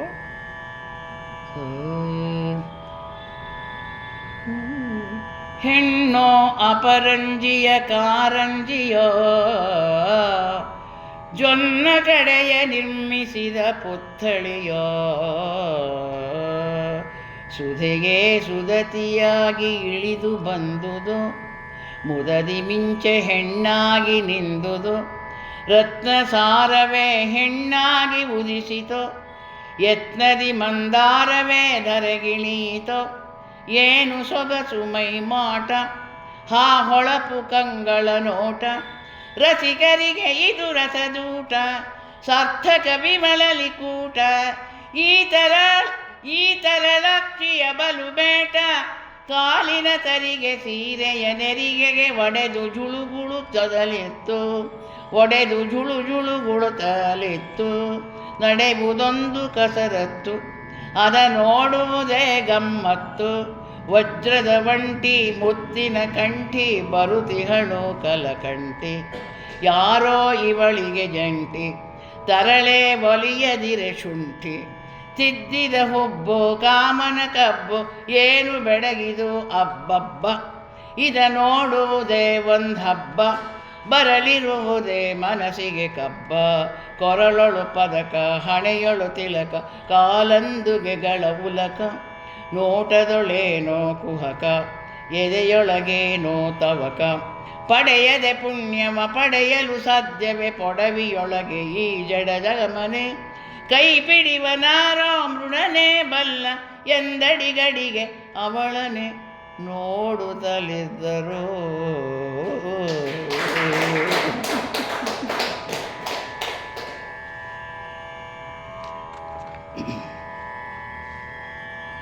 ಏನನೆಂಬೆನು ಮನಸಿ ಜನ ಮದದಾನೆಯನೋ ಮನ್ಮಥನ ರತ್ನ ನಿಧಾನವನು ಟಿಪ್ಪಣವನಂಗಜ ಮಂತ್ರ ಸೂತ್ರಕರ ಮಾನಿನಿಯರದಿ ದೈವವನು ಸುಜ್ಞಾನ ಕನ್ಯಾ ಮಾತೃಭವನ ಸ್ಥಾನಮನೋ ಮೂಲೋಕ ಮೋಹನವಶ್ಯ ಚಿತ್ರಕವಯೇನೆಂಬೆನು. ಮನಸಿಜ ರತಿಗೆ ಮನಸಿಜನಾಗಿ ಗಂಡ ಉಳಿತಾನೆ. ಯಾವಾಗ ಶಿವ ಮೂರನೇ ಕಣ್ಣು ಬಿಟ್ಟು ಸುಟ್ಟುಬಿಡ್ತಾನೋ ಮನ್ಮಥನನ್ನು, ಪಾರ್ವತಿ ಪ್ರಾರ್ಥನೆ ಮಾಡಿ ಶಿವನನ್ನು ಒಲಿಸ್ಕೊಂಡು ಅವಳಿಗೆ ಮೊದಲು ಗಂಡನನ್ನು ಕೊಡು ಅಂತ ಹೇಳ್ತಾಳೆ. ಆವಾಗ ಮನಸ್ಸಿಜ, ಅವಳ ಮನಸ್ಸಿಗೆ ಮಾತ್ರ, ಅವಳಿಗೆ ಮಾತ್ರ ಗೋಚರ, ಯಾರಿಗೂ ಗೋಚರಿಸೋದಿಲ್ಲ. ಅದಕ್ಕೆ ನಮಗೆಲ್ಲೂ ಕಾಣಿಸಲ್ಲ. ಎಲ್ಲಿ ಸೌಂದರ್ಯ ಇದೋ ಅಲ್ಲಿ ಮನ್ಮಥ ಇದ್ದಾನೆ. ಸೌಂದರ್ಯ ನೋಡೋಕ್ಕಾಗಲ್ಲ, ಮುಟ್ಟಕ್ಕಾಗಲ್ಲ, ಅನುಭವಿಸೋಕ್ಕಾಗತ್ತೆ. ಹಾಗೆ ಅದು ಕೂಡ.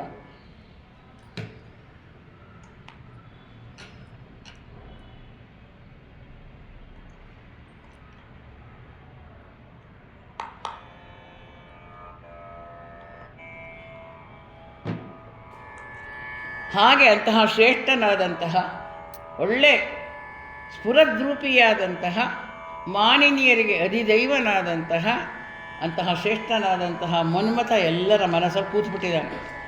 ಮನ್ಮಥ ಅಂದರೆ ಆಸೆ, ಪಡಿಬೇಕು ಅನ್ನುವಂತಹ ಬಯಕೆ. ಆ ಬಯಕೆಯಲ್ಲಿ ಎಲ್ಲರೂ ಕೂತಿದ್ದಾರೆ, ಅಲ್ಲಿರುವಂತಹ ಸಭಿಕರೆಲ್ಲರೂ ಕೂಡ. ಕವಿ ವರ್ಣನೆ ಮಾಡ್ತಾನೆ, ಹೇಗಿದ್ದಾಳವಳು. ನಾರಿಯನು ಸಂಸಾರ ಸುಖ ಸಾಕಾರಿಯನು, ಜನನಯನ ಕಾರಾಗಾರಿಯನು, ಮುನಿಧೈರ್ಯ ಸರ್ವಸ್ವಾಪಹಾರಿಯನು, ಧೀರರಿಗೆ ಮಾರಂಕವನೋ, ವರಪಾರಿಕಾಂಕ್ಷಿಯ ಚಿತ್ತ ಚೌರ್ಯ ವಿಹಾರಿಯನು, ದ್ರೌಪದಿಯನು ಅಭಿವರ್ಣಿಸುವೊಡೆ, ದ್ರೌಪದಿಯನಭಿವರ್ಣಿಸುವಡಾರೋ ಎಂದ.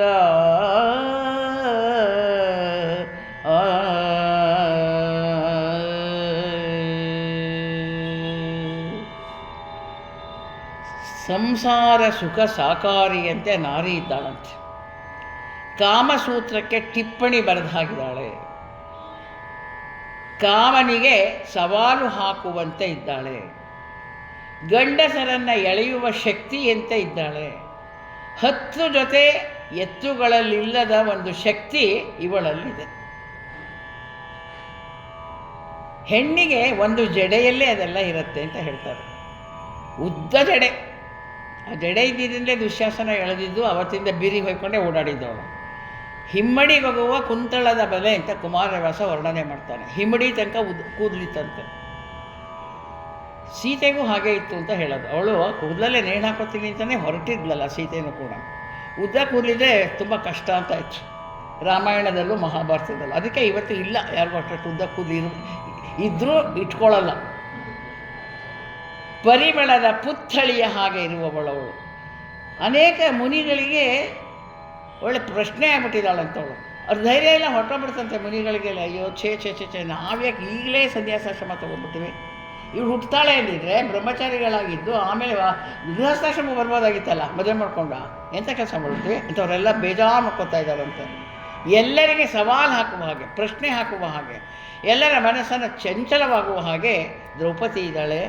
ಅದನ್ನು ವರ್ಣನೆ ಮಾಡೋಕ್ಕೆ ನನಗೆ ಪದಗಳೇ ಇಲ್ಲ ಅಂತ ನಾರಾಯಣಪ್ಪ ಹೇಳ್ಕೊತಾ ಇದ್ದಾನೆ. ಮತ್ತೇನು ಅವಳು ಹೇಗಿದ್ದಾಳೆ. ನಳಿನ ಮುಖಿಯರ ಸಕಲ ಸೃಷ್ಟಿಗೆ ಕಳಸವಿದು, ಸೌಂದರ್ಯ ವಸನದ ವಿಲಸವಿದು, ರತಿರಮಣ ವೈಭವ ರತ್ನ ಕೋಶವಿದು, ಲಲನೆಯರ ಸೀಮಂತಮಣಿ,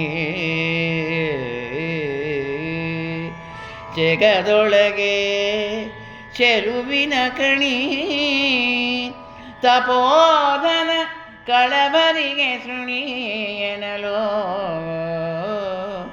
ಮೆರೆದುದು ರೂಪವಂಗನೆಯ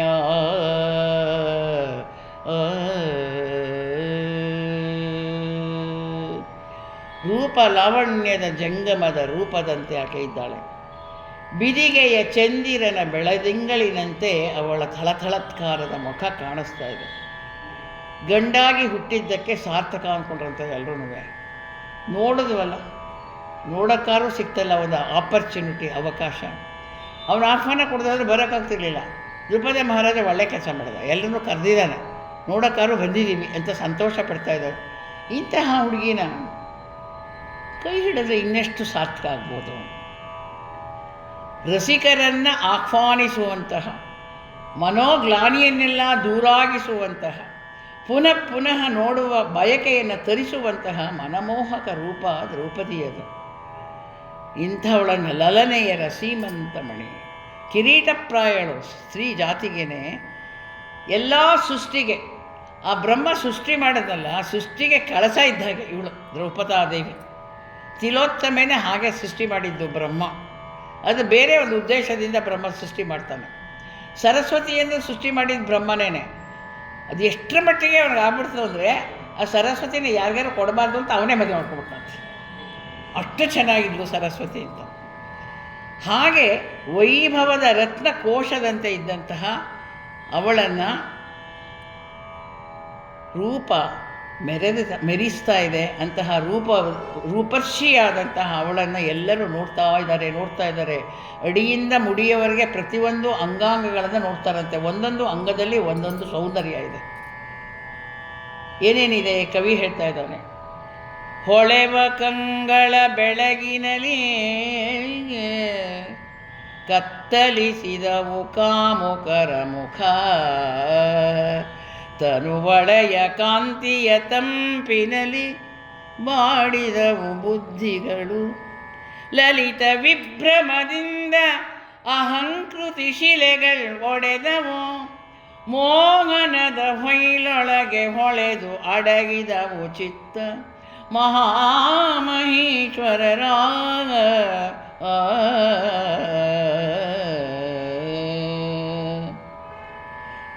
ಜನರನ್ನು ದ್ರೌಪದಿಯ ಕಣ್ಣುಗಳು ಆಕರ್ಷಿಸ್ತಾ ಇದ್ವು. ಆ ಕಣ್ಣುಗಳು ಕಿವಿಗಳನ್ನು ಪ್ರೀತಿಸ್ತಾ ಇದ್ವಂತೆ.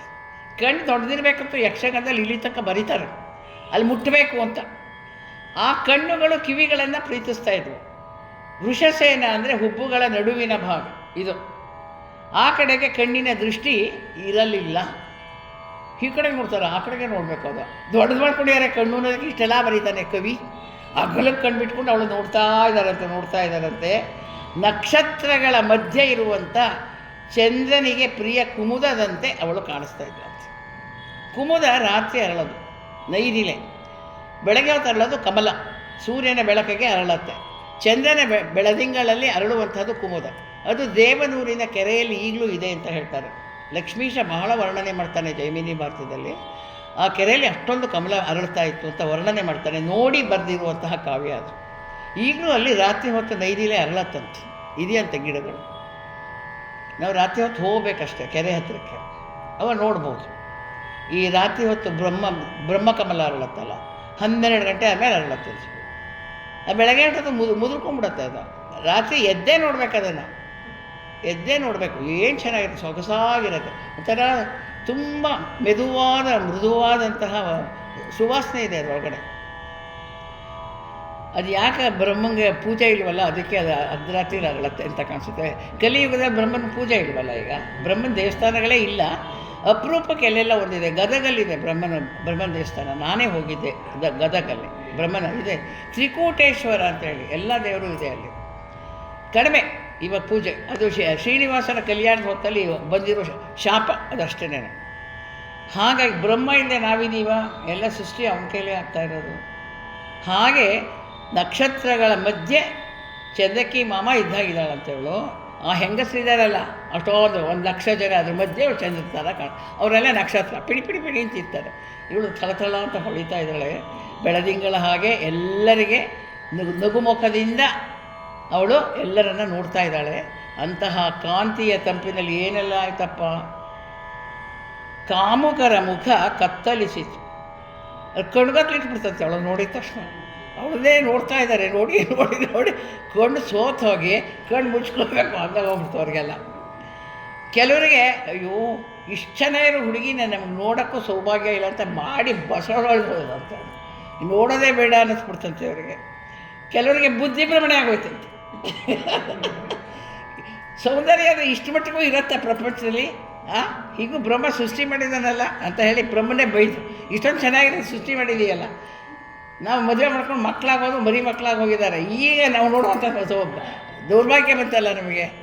ಇಂಥ ಸೃಷ್ಟಿ ಇದ್ದಿರಿಂದಲೇ ನಾವು ನೋಡಿದ್ದಕ್ಕೆ ಬುದ್ಧಿ ಭ್ರಮಣೆ ಆಗಿರೋದು ಹೀಗಂತ ಅವರೆಲ್ಲ ಅನ್ಕೋತಿದ್ದಾರಂತೆ. ಹೀಗೆ ಅನೇಕ ಮಹಾರಾಜರಿಗೆ ಏನೆಲ್ಲ ಆಯಿತು ಅಂತ ಹೇಳಿ ಅವಳ ಚೆಲುವನ್ನು ಹೊಗಳುವಂತಹ ಒಂದು ಸಂಭ್ರಮದಲ್ಲಿ ಕವಿ ಬರೀತಾನೆ.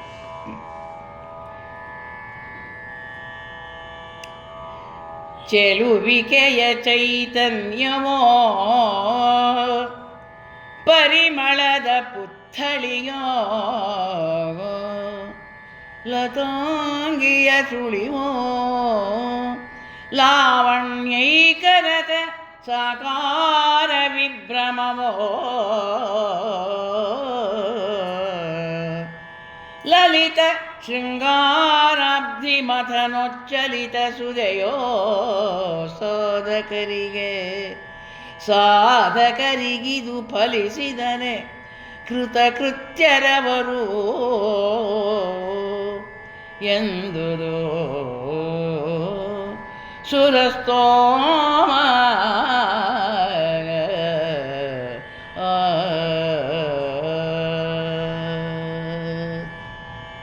ಆ ವರ್ಣನೆಯನ್ನು ಮಾಡೋದಕ್ಕೆ ಪದಗಳು ಸಾಲಲ್ಲ ಅಂತ ಇಷ್ಟೊಂದು ಪದ ಬರೀತಾರೆ ನಮ್ಮ ನಾರಣಪ್ಪ. ಹೇಳಿದ್ನಲ್ಲ ಒಂದು 40-50 ಪದ್ಯ ಇದೆ ಅಂತ. ಚೆಲುವು ಅನ್ನೋದೇ ಒಂದು ಮೂರ್ತಿ ರೂಪವಾಗಿ ಓಡಾಡ್ತಾ ಇದೆಯೇನೋ ಅನ್ನುವ ಕಾಣಿಸ್ತಾ ಇದೆಯಂತೆ. ಪರಿಮಳವನ್ನು ಒಂದು ಬೊಂಬೆ ಮಾಡಿಟ್ರೆ ಹೇಗಿರುತ್ತೋ, ಸೆಂಟಿಂದು ಯಾವ್ದಾದ್ರು ಕಸ್ತೂರಿನಾರು ಇರ್ಬೋದು, ಏನೇ ಇರ್ಬೋದು, ಅದು ಒಂದು ಪುತ್ಥಳಿ ಬೊಂಬೆ ಆಗಿದ್ದಾಳ ದ್ರೌಪದಿ. ಅಬ್ಬಬ್ಬ, ಏನು ಲಾವಣ್ಯ, ಏನು ನಡಿಗೆ, ಎಂತಹ ಸ್ಫುರದ್ರೂಪಿ ಅಂದರೆ ಅವಳ ಹೈಟಿಗೆ ತಕ್ಕ ವೆಯ್ಟ್ ಇದ್ದಾಳಂತೆ ಅವಳು. ಯಾವ್ಯಾವ ಪ್ರಮಾಣದಲ್ಲಿ ಸೊಂಟ ಇರಬೇಕೋ, ಯಾವ್ಯಾವ ಪ್ರಮಾಣದಲ್ಲಿ ಕುತ್ತಿಗೆ ಇರಬೇಕೋ, ಯಾವ್ಯಾವ ಪ್ರಮಾಣದಲ್ಲಿ ಕೈ ಇರಬೇಕೋ, ಬೆರಳಿರಬೇಕೋ, ಎಲ್ಲ ಕರೆಕ್ಟಾಗಿದೆ. ಏನು ತಿದ್ದಿದ ಹಾಗೆ ಇದ್ದಾಳವಳು. ಶೃಂಗಾರಾಬ್ಧಿ, ಶೃಂಗಾರ ಅನ್ನುವಂತಹ ಸಮುದ್ರದಲ್ಲಿ ಎದ್ದಂತಹ ಅಮೃತದ ಹಾಗೆ ಕಾಣಿಸ್ತಾ ಇದ್ದಾಳಂತೆ. ಸಾಧಕರಿಗೆ ಇದು ಫಲಿಸಿದರೆ ಯಾರಿಗೆ ಸಿಗ್ತಾಳೋ ಏನೋ, ಅವರು ಕೃತಕೃತ್ಯರು. ಯಾವ ಜನ್ಮ ಜನ್ಮಾಂತರದ ಪುಣ್ಯದಿಂದ ದ್ರೌಪದಿ ಪಡಿತಾರೋ ಏನೋ. ಸುರಸ್ತೋಮ ದೇವತೆಗಳೆಲ್ಲ ಬಂದು ಕೂತ್ಬಿಟ್ಟಿದ್ದಾರೆ ರೀ. ಅವ್ರ ಕೆಲಸ ಬೊಕ್ಸ ಎಲ್ಲ ಬಿಟ್ಬಿಟ್ರು. ಆರಾಮಿತ್ರ ಯಾವಾಗಲೂ ಹೇಳ್ತಾರೆ ಬಾಲ್ಕನಿ ಬಂಧುಗಳು ಅಂತ, ಎಲ್ಲ ಕುರ್ಚಿ ಹಾಕೊಂಡು ಕೂತಿರ್ತಾರಂತೆ ಅಲ್ಲಿ ಮೇಲ್ಗಡೆ, ಕೆಳಗಡೆ ಏನು ನೋಡ್ತಾರೆ. ಅವ್ರಲ್ಲಿ ರಂಬೆ ವರ್ಷ ಡ್ಯಾನ್ಸ್ ನೋಡಿ ಬೇಜಾರಾಗಿರುತ್ತಪ್ಪ. ಇಲ್ಲಿ ತಪ್ಪು ಗಿಪ್ಪು ಎಲ್ಲ ಮಾಡ್ತಿರ್ತಾರಲ್ಲ, ತಪ್ಪು ಹೆಜ್ಜೆ ಹಾಡ್ತಾರೆ, ತಪ್ಪು ಶ್ರುತಿ ಹಾಡ್ತಾರೆ, ತಪ್ಪು ರಾಗ ಹಾಡ್ತಾರೆ. ಅದೆಲ್ಲ ನೋಡಿಬಿಟ್ಟು ಏನಾದ್ರು ಮಾತಾಡೋಕ್ಕೆ ಪಾಯಿಂಟ್ ಸಿಕ್ಕತ್ತೆ. ಅವ್ರು ದಿನ ಮಾಡಿ ಸಾಕಾಗಿ ಹೋಗಿದೆ. ಅವ್ರಿಗೆ ಹೊಟ್ಟೆ ಹಸೆ ಇಲ್ಲ, ಅಮೃತ ಕುಡಿದ್ಬಿಟ್ಟಿದ್ದಾರೆ. ಕಣ್ರೆಪ್ಪೇ ಇಲ್ಲ ದೇವತೆಗಳಿಗೆ. ಅವ್ರಿಗೆ ನಿದ್ದೆ ಮಾಡೋಕ್ಕೂ ಆಗಲ್ಲ. ಏನು ಮಾಡಿ ಸಾಯೋದು, ಊಟನೂ ಇಲ್ಲ, ನಿದ್ದೆನೂ ಇಲ್ಲ, ಡ್ಯಾನ್ಸು ಇದ್ರ ಹಾಡು ಕುಡ್ತಾ ವ್ಯಾಕರಕ್ಕೆ ಬರುವಷ್ಟು ಔಟಿದೆಯಂತೆ ಅವರಿಗೆಲ್ಲ. ಅದಕ್ಕೆ ಇಲ್ಲೇ ಕೂತಿರ್ತಾರೆ, ಈಗಲೂ ಕೂತಿರ್ಬೇಕು, ಗೊತ್ತಿಲ್ಲ, ನಮ್ಮ ಕಾಣಿಸಲ್ಲ ನಮ್ಮ ಕಣ್ಣಿಗೆ. ಕೂತಿರ್ತಾರೆ ಅವರೆಲ್ಲರೂ ಕೂಡ. ಏನು ಮಾಡ್ತಾರೆ ಇವರೆಲ್ಲ ನೋಡೋಣ ಅಂತ. ಆ ದೇವತೆಗಳೆಲ್ಲ ಅನ್ಕೋತಾ ಇದ್ದಾರೆ, ಅಬ್ಬಾ ಈ ಹುಡುಗಿ ಯಾರು ಸಿಗ್ಬೋದು. ಇನ್ನು ಕೆಲವರು ಅನ್ಕೋತಾರಂತೆ, ಈಕೆ ಅಂದೇ ಉದಿಸಿದರೆ ಮದನಂಗೆ ಏಕೆ ದೇಹತ್ಯಾಗಬಹುದು. ಪಿನಾಕಿತ ವೈರಾಗ್ಯದಲ್ಲಿ ಹೋಗುವನೆ ತಪೋವನವ. ಸಾಕು ಗೌತಮ ಮುನಿಯ ಮುಳಿಸಿನ ಕಾಕು ನುಡಿ ಫಲಿಸುವುದೇ ಎನ್ನುತ್ತ ಆನಾಕಪತಿ ರಂಭಾದಿ ಸತಿಯರ ನೋಡಿದನು ನಗುನಗುದಾಗ.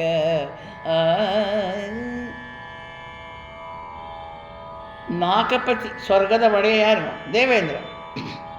ಅವನ ಹತ್ರ ಇದ್ದಾರೆ ರಂಬೆ, ಊರ್ವಶಿ, ಮೇನಕೆ, ತಿಲೋತ್ತಮ ಎಲ್ಲರೂ ಇದ್ದಾರೆ. ಅವರೆಲ್ಲ ಬಂದು ಕೂತಿದ್ರಂತೆ. ಬನ್ನಿ, ನಿಮ್ಮ ಸೌಂದರ್ಯಕ್ಕಿಂತ 10 ಪಟ್ಟು 100 ಪಟ್ಟು ಜಾಸ್ತಿ ಇರೋ ದ್ರೌಪದಿ ಇದ್ದಾಳೆ, ಬಂದು ನೋಡಿ, ನಾವೇ ಸುಂದರ ಇರುವಂಥ ಮೆರಿತಿದ್ದೀರಲ್ಲ ಅಂತ ಕರ್ಕೊಂಬಂದಿದ್ದ. ಅವ್ರು ನೋಡಿ ನಗ್ತಾ ಇರ್ತಾರೆ. ನೋಡಿದ ದ್ರೌಪದಿ, ನೋಡಿದ ನೀವೆಲ್ಲ ನಿಮ್ಮ ಮುಂದೆ ನಿವಾಳಿಸ್ಬೇಕು ನಿಮ್ಮನ್ನೆಲ್ಲ ಅವಳು ಮುಂದೆ ಅಂತ ಬೈತಾ ಇದ್ದಾರಂತೆ. ಛೇ, ಇವಳು ಅವತ್ತೇ ಹುಟ್ಟಬೇಕಾಗಿತ್ತು ಅಂದ್ಕೊಂಡಿರ್ತೆ ದೇವತೆಗಳು. ಅಲ್ಲ, ದೇವೇಂದ್ರ ನಾಗಪತಿ. ಈಕೆ ಅಂದೇ ಉದಿಸಿದರೆ ಹಿಂದೆ ಅವಳು ಹುಟ್ಟಿದರೆ ಆ ಮನ್ಮಥ ಯಾಕೆ ಸುಡ್ತಿದ್ದ? ಅವನ್ಯಾಕೆ ಮೂರನೇ ಕಣ್ಣು ಬಿಡ್ತಿದ್ದ? ಆಮೇಲೆ ಮನ್ಮಥ ಸುಟ್ಟೋಗಿ ರತಿ ಗೋಳಾಡಿ ಪಾರ್ವತಿ ತಪಸ್ಸು ಮಾಡಿ ಮತ್ತೆ ಹುಟ್ಟಬೇಕಾಯ್ತಿದ್ದೆಲ್ಲ ಯಾಕಾಗ್ತಿತ್ತು? ಕಥೆನೇ ನಡೀತಿರಲಿಲ್ಲ. ಪಾಪ ಪಾರ್ವತಿನ ಕಳ್ಕೊಂಡು ಅವಳು ದಕ್ಷ ಬ್ರಹ್ಮನ ಯಾಗಕ್ಕೆ ಹೋದ್ಲು. ತನ್ನ ದೇಹವನ್ನು ತಾನೇ ಸುಟ್ಕೊಂಡು ಹಿಮವಂತನಿಗೆ ಮಗಳಾಗಿ ಹುಟ್ಟಿ ತಪಸ್ಸು ಮಾಡಿ ಆಮೇಲೆ ಶಿವನ್ ಪಡಿಬೇಕಾಯ್ತು. ಅವಳು ಹೆಂಡತಿ ಇಲ್ಲದ ಮನೇಲಿರೋದು ಬೇಡ ಅಂತ ಅವ್ನು ಕಣ್ಣು ಮುಚ್ಕೊಂಡು ಕೂತ್ಕೊಂಡ ಹಿಮಾಲಯದಲ್ಲಿ. ವೈರಾಗ್ಯದಲ್ಲಿ ಹೋಗುವನೇ ತಪೋವನ. ಆ ಪಾರ್ವತಿ ಅಲ್ಲೇ ಇರ್ತಿತ್ತು. ಪಾರ್ವತಿ ತಾನೇ ತಪಸ್ಸು ಮಾಡ್ತಾ ಇದ್ದಾಗ ಮನ್ಮಥ ಬಂದಿರೋದು, ವಿಷ್ಣು ಎಲ್ಲರೂ ಕರ್ತಿರೋದು. ಅವನು ವಿಮುಖನನ್ನಾಗಿ ಮಾಡು, ಆವಾಗ ರಾಕ್ಷಸರ ಸಂಹಾರ ಆಗುತ್ತೆ ಅವನಿಂದ ಅಂತ. ತಾರಕಾಸುರನ ಸಂಹಾರ ಆಗಬೇಕಾಗಿತ್ತು. ಶಿವನೂ ಬೇರೆ ಆದ, ಪಾರ್ವತಿನೂ ಬೇರೆ ಆದಳು, ಮನ್ಮಥನೂ ಸಟ್ಟೋದ, ರತಿನೂ ಓಲಾಡಲು. ಇಷ್ಟೆಲ್ಲ ಆಗಬೇಕಾಗಿತ್ತ ಕತೆ. ಈ ದ್ರೌಪದಿ ಅವತ್ತೇ ಹುಟ್ಟಿದ್ರೆ ಈ ಕಥೆಯೇ ನಡೀತಾ ಇರಲಿಲ್ಲ. ಹೌದಾ? ಆಹಾ, ಸಾಕು. ಗೌತಮ ಮುನಿಯ ಮುಳಿಸಿನ ಕಾಕು ನುಡಿ. ಗೌತಮ ಏನು ಮಾಡಿದ? ತನ್ನ ಆತ್ಮೋದ್ಧಾರಕ್ಕೆ ತಪಸ್ಸು ಹೋದ, ಹೆಂಡತಿ ಬಿಟ್ಟು. ಹೆಂಡತಿ ಏನು ಮಾಡ್ಬೇಕ್ರಿ? ಪ್ರಾಪ್ತ ವಯಸ್ಸಿನವಳು. ಅವಳಿಗೆ ಬಗ್ಗೆ ಅಲ್ವ, ಅವಳು ಒಂದೇ ಪ್ರಶ್ನೆ ಮಾಡಿದ್ಲು ರಾಮನನ್ನು. ನೀನೇ ಸೃಷ್ಟಿ ಮಾಡಿರೋದು, ನೀನೇ ಸೌಂದರ್ಯವನ್ನು ಕೊಟ್ಟಿರೋದು, ನೀನೇ ನನ್ನ ಮನಸ್ಸಿನಲ್ಲಿ ಆಸೆನೂ ಹುಟ್ಟಿಸಿರೋನು. ಆಸೆ ಇಲ್ಲವರು ಮನುಷ್ಯ ಬದುಕೋಕ್ಕಾಗತ್ತಾ? ಮನ್ಮಥ ಅಂದರೆ ಆಸೆ. ರೂಪವನ್ನು ಕೊಟ್ಟಿದೀಯ, ಆಸೆಯನ್ನು ಬಯಕೆಯನ್ನು ಕೊಟ್ಟಿದೀಯ. ದೇವೇಂದ್ರನಂಥವನೇ ನನ್ನ ಮನೆಗೆ ಬಂದ, ಗೊತ್ತಿತ್ತು, ಆದರೂ ಅವನನ್ನು ಕೂಡಿದೆ. ನೀನು ಮಾಡಿದ್ದೆ ತಪ್ಪು ಅಂದು ರಾಮನಿಗೆ. ರಾಮ ಉತ್ತರ ಕೊಡಲ್ಲ, ಅವನು ವಿಶ್ವಾಮಿತ್ರ ಕೈ ಕೊಡಿಸ್ತಾನೆ, ಅದು ಬೇರೆ ವಿಚಾರ. ಅದನ್ನು ಡಿ ವಿ ಜಿಯವರು ಬಹಳ ಸೊಗಸಾಗಿ ರಾಮ ಪರೀಕ್ಷೆ ಮೇಲೆ ಬರೀತಾ ಹೋಗ್ತಾರೆ. ಅದನ್ನೇ ಹೇಳ್ತಾರೆ. ಸಾಕು, ಗೌತಮ ಮುನಿಯ ಮುಳಿಸಿನ ಕಾಕು. ಅಹಲ್ಯನೂ ಅಷ್ಟೇ ಸುಂದರಿ. ಹಲ್ಯ ಅಂದರೆ ರೂಪ. ಆ ರೂಪಕ್ಕೆ ಸರಿಸಾಟಿಯಾದಂಥ ರೂಪವೇ ಇಲ್ವಂತೆ. ನೇಗಿಲು ಅಂತಲೂ ಒಂದು ಅರ್ಥ ಇದೆ. ಹಲ ಅಂದರೆ ನೇಗಿಲು ಅಂತ. ಅಂತಹ ಶ್ರೇಷ್ಠಳಾದಂತಹ ಸೃಷ್ಟಿ ಮಾಡಿದಂತಹ ಬ್ರಹ್ಮ ಯೋಚನೆ ಮಾಡೋದಂತೆ, ಒಬ್ಬ ದೊಡ್ಡ ಸನ್ಯಾಸಿ ಕೊಟ್ಬಿಟ್ರೆ ಇವಳು ಹೇಗೆ ಬದುಕ್ಬೋದು ಅಂತ ಕೊಟ್ಟನಂತೆ. ಸದಾ ಮೂಗು ಹಿಡ್ಕೊಂಡು ತಪಸ್ಸು ಮಾಡುವಂಥ ಗಂಡಂಗೆ ಕೊಟ್ಟರೆ ಈ ರೂಪಶ್ರೀಯಾದಂಥ ಈ ಹುಡುಗಿ ಹೇಗೆ ಬದುಕ್ಬೋದು ಅಂತ ಪರೀಕ್ಷೆ ಮಾಡೋಕೆ ಕೊಟ್ಟನಂತೆ. ಅವನೇನು ಮಾಡಿದ? ಒಬ್ಬ ಮಗ ಹುಟ್ಟಿದ ತಕ್ಷಣ ನಡೀತಿದ್ದ ಆ ಕಡೆ ಬಿಟ್ಬಿಟ್ಟು ಏನಾರು ಮಾಡ್ಕೋದೇನು ಅಂತ. ಆ ಗೌತಮನೂ ತರ್ತಾರೆ ನಮ್ಮ ಕುಮಾರವ್ಯಾಸ. ಅವನು ಕೋಪ ಮಾಡಿಕೊಂಡು ಹಲ್ಲೇನು ಬಿಟ್ಟು ಹೋಗಿದ್ದು, ಆಮೇಲೆ ಬಂದಿದ್ದು, ಆಮೇಲೆ ಸಂಸಾರ ಮಾಡಿದ್ದು, ಅದೆಲ್ಲ ಬೇರೆ ಕತೆ. ನಾಗಪತಿ ದೇವೇಂದ್ರ ತನ್ನ ಹೆಂಡತಿಯರನ್ನೆಲ್ಲ ನೋಡಿ ಹೇಳ್ತಾ ಇದ್ದಾನಂತೆ, ನಗ್ತಾ ಇರ್ತಾನೆ. ನೋಡಿದ್ರ ಎಂತೆಂಥ ಕೆಲಸ ಎಲ್ಲ ಆಗೋಯ್ತು. ಆ ಕೆಲಸ ಎಲ್ಲ ಆಗ್ತಿರ್ಲಿಲ್ಲ, ದ್ರೌಪದಿ ಅವತ್ತೆ ಹುಟ್ಟಿದ್ರೆ ಅಂತ ಹೇಳ್ತಾ ಇದ್ದಾನಂತೆ. ಹೀಗೆ ಒಬ್ಬರು ಅನ್ನೋದು ಹೇಳ್ತಾ ಇದ್ದಾರೆ. ಅದಕ್ಕೆ ಒಬ್ಬರು ಹೇಳ್ತಾರೆ, ಚೆಲುವಿನ ಕರುವಿನ ಎರಕ, ವಿಟರ ಪುಣ್ಯದ ಪರಿಣತ, ಕಾಮುಕರ ಭಾಗ್ಯದ ಕಲ್ಪತರು ಫಲ, ಸ್ಮರಣ ವಿಜಯಧ್ವಜ, ಮನ್ಮಥ ಪರಮಶಾಸ್ತ್ರದ ಮೂಲ ಮಂತ್ರ ಅಂತ ಹೊಗಳ್ತಾ ಇದ್ದಾರಂತೆ ಅವಳನ್ನು. ಮುನಿಗಳೆಲ್ಲ ಅಂದ್ಕೊಂಡಂತೆ ತುಂಬ ದುಡುಕ್ಬಿಟ್ವಿ ನಾವು. ತುಂಬ ಅನ್ಯಾಯ ಆಗೋಯ್ತು ನಮ್ಮ ಜೀವನದಲ್ಲಿ. ಅಲ್ಲ, 4ನೇ ಆಶ್ರಮ ತಗೊಳ್ಳೇಬಾರ್ದಾಗಿತ್ತು. ಬ್ರಹ್ಮಚರ್ಯ ಆದಮೇಲೆ ಗೃಹಸ್ಥಾಶ್ರಮಕ್ಕೆ ಹೋಗ್ಬೇಕಾದ್ರೆ ದ್ರೌಪದಿ ಮದುವೆ ಮಾಡ್ಕೊಂಡು ಇರ್ಬೋದಾಗಿತ್ತು. ಈಗ ಸನ್ಯಾಸಿಗಳಾಗಿ ನೀವು ಮದುವೆ ಮಾಡ್ಕೊಳ್ಳೋ ಹಂಗೂ ಇಲ್ಲ. ಬಂದಿದ್ದಾರೆ ಅಲ್ಲಿ ಬೇಕಾದಷ್ಟು ಜನ, ಎಲ್ಲರೂ ಬಂದಿದ್ದಾರೆ ದ್ರೌಪದಿ ನೋಡಬೇಕು ಅಂತ. ದ್ರೌಪದಿ ಎಲ್ಲಿರ್ತಾಳೋ ಕೃಷ್ಣ ಬರ್ತಾನೆ ಅಂತ ತುಂಬ ಜನಕ್ಕೆ ಗೊತ್ತಿತ್ತು. ಕೃಷ್ಣ ಬಂದೇ ಬರ್ತಾನೆ, ಅವನು ನೋಡಿದಾಗತ್ತೆ. ಅವರು ಬಂದಿದ್ದಾರೆ ಅನೇಕ ಜನರು, ತಪಸ್ಸು ಮಾಡಿರ್ತಾರೆ, ಅವ್ರ ತಪಶಕ್ತಿ ಇರುತ್ತಲ್ವ. ಅಂತಹ ಚಂದ್ರಾನನೆಯನ್ನು, ಚೆನ್ನೆಯನ್ನು, ಸಂಪನ್ನೆಯನ್ನು ನೋಡೋಕ್ಕೆ ಬಂದವರೆಲ್ಲ ಅಬ್ಬಬ್ಬಾ ಏನು ಏನು ಏನು ಏನು ಬಂಟಿಂಗ್ಸು, ಏನು ಅಲಂಕಾರ, ಸಭಾಭವನ, ಅದ್ರ ಜೊತೆಗೆ ಹುಡುಗಿ ಎಷ್ಟು ಅಲಂಕಾರ, ಅವ್ರ ಜೊತೆ ಇರೋರೆಲ್ಲ ಎಷ್ಟು ಚೆನ್ನಾಗಿದ್ದಾರೆ, ಎಲ್ಲರೂ ನೋಡ್ತಾ ಇದ್ದಾರಂತೆ. ಅದಕ್ಕೆ ಒಬ್ಬರು ಸಾಧು ಹೇಳೋದಂತೆ, ಪಟ್ಟಣದ ಹುಡುಗಿನ ಮದುವೆ ಮಾಡಿಕೊಂಡ್ರೆ ಅಥವಾ ಹಳ್ಳಿ ಹುಡುಗಿನ ಮದುವೆ ಮಾಡಿಕೊಂಡ್ರೆ ಎಲ್ಲಿ ಸುಖ ಸಿಕ್ಕತ್ತೆ ಅಂತ ಪ್ರಶ್ನೆ ಮಾಡೋದಂತೆ ಆ ಸಾಧುನ. ಆ ಸಾಧು ಹೇಳಿ, ನೀ 3 ತಪ್ಪು ಹೇಳ್ತಿದೀಯಾ ಅಂತ. ಏನು 3 ತಪ್ಪು? ಮದುವೆ ಆದರೆ ಸುಖ ಸಿಗತ್ತೆ ಅಂತ ಯಾರು ನೀವು ಹೇಳಿದ್ರು? 2ನೇ ಪ್ರಶ್ನೆ, ಈ ಪ್ರಶ್ನೆಯನ್ನು ಸನ್ಯಾಸಿನ ಕೇಳ್ತಿದ್ದೀಯಲ್ಲ ನೀನು. 3ನೇ ಪ್ರಶ್ನೆ, ಉತ್ತರ ಗೊತ್ತಿದ್ರೆ ನಾನು ಯಾಕೆ ಸನ್ಯಾಸಿ ಆಗ್ತಿದ್ದೆ?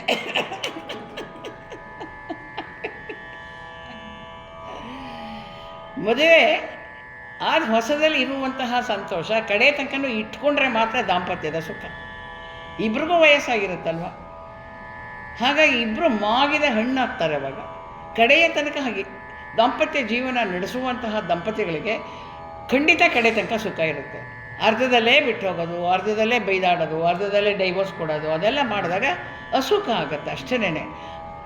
ಮದುವೆನೇ ಆಗಿದ್ರೆ ಪ್ರಪಂಚ ನಡೀಬೇಕಲ್ಲ, ಪ್ರಪಂಚ ಮುಂದಕ್ಕೆ ಹೋಗಬೇಕಲ್ಲ. ಅದು ಬ್ರಹ್ಮನ ನಿಯಮ, ಅದು ಗಂಡು ಹೆಣ್ಣುಗಳು ಒಟ್ಟಿಗೆ ಇರಬೇಕು ಅನ್ನೋದು. ಆ ನೆಲೆಯಲ್ಲಿ ಬ್ರಹ್ಮ ಸೃಷ್ಟಿಯನ್ನು ಮಾಡಿರೋದು. ಬ್ರಹ್ಮ ಸೃಷ್ಟಿ ಮಾಡುವಾಗ ದೇವಿ ಭಾಗವತಲ್ಲಿ ಹೇಳ್ತಾನೆ, ತುಂಬ ಒಳ್ಳೊಳ್ಳೆ ಮನುಷ್ಯರನ್ನ ಸೃಷ್ಟಿ ಮಾಡಬೇಕಂತೆ. ಅವರು ಸದಾಕಾಲ ತಪಸ್ ಮಾಡ್ಕೊಂಡು ಕೂತ್ಬಿಟ್ರಂತೆ. ಬೇಜಾರಾಯ್ತಂತೆ ಬ್ರಹ್ಮನಿಗೆ. ಬರೀ ಕಣ್ಣು ಮುಚ್ಕೊಂಡೇ ಕೂತಿದ್ರು. ಏನು ಒಬ್ರದ್ದು ಏನು ಸಂಬಂಧನೇ ಇರಲ್ವಲ್ಲ, ಅವ್ರು ಮಾಡೋವ್ರು ಕೂತಿರೋದು, ಒಬ್ರದವ್ರು ನೋಡೋದೇ ಇಲ್ಲ, ಏನೂ ನಡೆಯಲ್ಲ. ಆವಾಗ ಯೋಚನೆ ಮಾಡೋದಂತೆ, ಬರೀ ಗಂಡು ಸೃಷ್ಟಿ ಮಾಡಬಾರ್ದಾಗಿತ್ತು, ಹೆಣ್ಣು ಸೃಷ್ಟಿ ಮಾಡಬೇಕು ಅಂತ ಮಾಡೋದಂತೆ. ಆಮೇಲೆ ಹೆಣ್ಣಿಗೆ ಆಸೆ ಹುಟ್ಟಿಸಿ, ಗಂಡಿಗೂ ಬಯಕೆ ಹುಟ್ಟಿಸಿ ಎಲ್ಲರನ್ನು ಒಂದು ಮಾಡೋದಂತೆ. ಹಾಗೆ ಬ್ರಹ್ಮ ಯೋಚನೆ ಮಾಡಬೇಕಾಯ್ತು, ಬ್ರಹ್ಮನೇ ಯೋಚನೆ ಮಾಡಬೇಕಾಯ್ತು. ನಾವು ಯೋಚನೆ ಮಾಡಬಾರ್ದು, ಜೀವನವನ್ನು ಹೇಗೆ ಮಾಡಬೇಕು ಅಂತ ಖಂಡಿತ ಮಾಡಬೇಕಾಗತ್ತೆ. ಅದಕ್ಕೆ ದುಡುಕ್ಬಿಟ್ವೆ ಅಂತ ಅವರೆಲ್ಲ ಅನ್ಕೋತಾ ಇದ್ದಾರಂತೆ. ಅಯ್ಯೋ ಅವತ್ತೇ ಹುಟ್ಟಿದ್ರೆ ಚೆನ್ನಾಗಿರ್ತಿತ್ತು, ಅಯ್ಯೋ ಸಾಕು ವರ್ಣನೆ, ಮುಂದೆ ಕತೆ ಹೇಳ್ರಿ ಅಂತ ಹೇಳ್ತಿದ್ದಾರೆ. ಯಾರು? ವೈಶಂಪಾಯನ ಮಹರ್ಷಿಗಳು. ಮುಂದಿನ ಕತೆ ಕೇಳಯ್ಯ, ಸಾಕು ಅವಳು ವರ್ಣನೆ ಮಾಡಿದ್ದು, ನಾವೆಲ್ಲ ಬರೀ ಸೀನಿಯರ್ ಸಿಟಿಸನ್ಸು ಇರೋದು, ಬೇಕಿಲ್ಲ ನಮಗೆ, ಅದು ಹೇಳು ಮುಂದಿನ ಕತೆನ.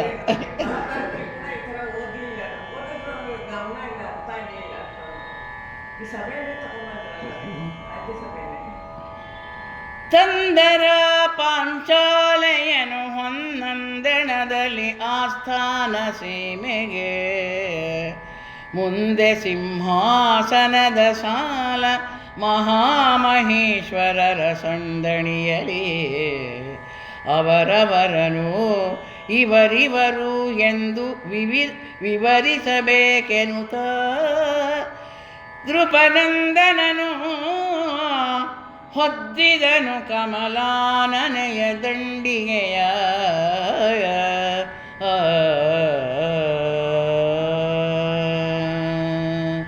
ಪಲ್ಲಕ್ಕಿ, ಅಲಂಕಾರವಾದ ಪಲ್ಲಕ್ಕಿಯಲ್ಲಿ ದ್ರೌಪದಿಯನ್ನು ಕೂರಿಸ್ಕೊಂಡು ಸಾಲಾಗಿ ಕೂರಿಸಿದ್ದಾರೆ ರಾಜರನ್ನ. ಪಲ್ಲಕ್ಕಿಯಲ್ಲಿ ಕರ್ಕೊಂಡು ಬರ್ತಾನೆ. ಅವಳೆಲ್ಲನೂ ನೋಡಿಬಿಟ್ಟು ಯಾರಿಗೆ ಇಷ್ಟ ಆಗುತ್ತೋ ಅವಳ ವರುಣಮಾಲೆಯನ್ನು ಹಾಕಬೇಕು. ಹಾಗೆ ಕರ್ಕೊಂಡು ಬರ್ತಾ ಇರಬೇಕಾದ್ರೆ ಅವನು ಹೇಳ್ತಾನೆ, ಇಂತಿಂಥ ದೇಶದ ರಾಜರು, ಇಂತಿಂಥವ್ರ ಮಕ್ಕಳು, ಇವ್ರ ಹತ್ರ ಇಷ್ಟು ರಾಜ್ಯ ಇದೆ, ಇಷ್ಟು ಬೊಕ್ಸ ಇದೆ, ಈ ದೇಶಕ್ಕೆ ರಾಜ ಅವನು, ಅವ್ರಿಗೆ ಎಷ್ಟು ಮಕ್ಕಳು, ಅವ್ರಿಗೆ ಯಾರ್ಯಾರು ದಾಯಾದಿಗಳು, ಅವ್ರಿಗೆ ಯಾರ್ಯಾರು ನೆಂಟರು, ಅವನ ಸೈನ್ಯ ಎಷ್ಟಿದೆ ಎಲ್ಲವನ್ನು ವರ್ಣನೆ ನಾಳೆ ಮಾಡ್ತಾನೆ. ನಮಸ್ಕಾರ. ಸರ್ವೇ ಜನಾಃ ಸುಖಿನೋ ಭವಂತು, ಸಮಸ್ತ ಸನ್ಮಂಗಳಾನಿ ಭವಂತು. ಓಂ ಶಾಂತಿ ಶಾಂತಿ ಶಾಂತಿ.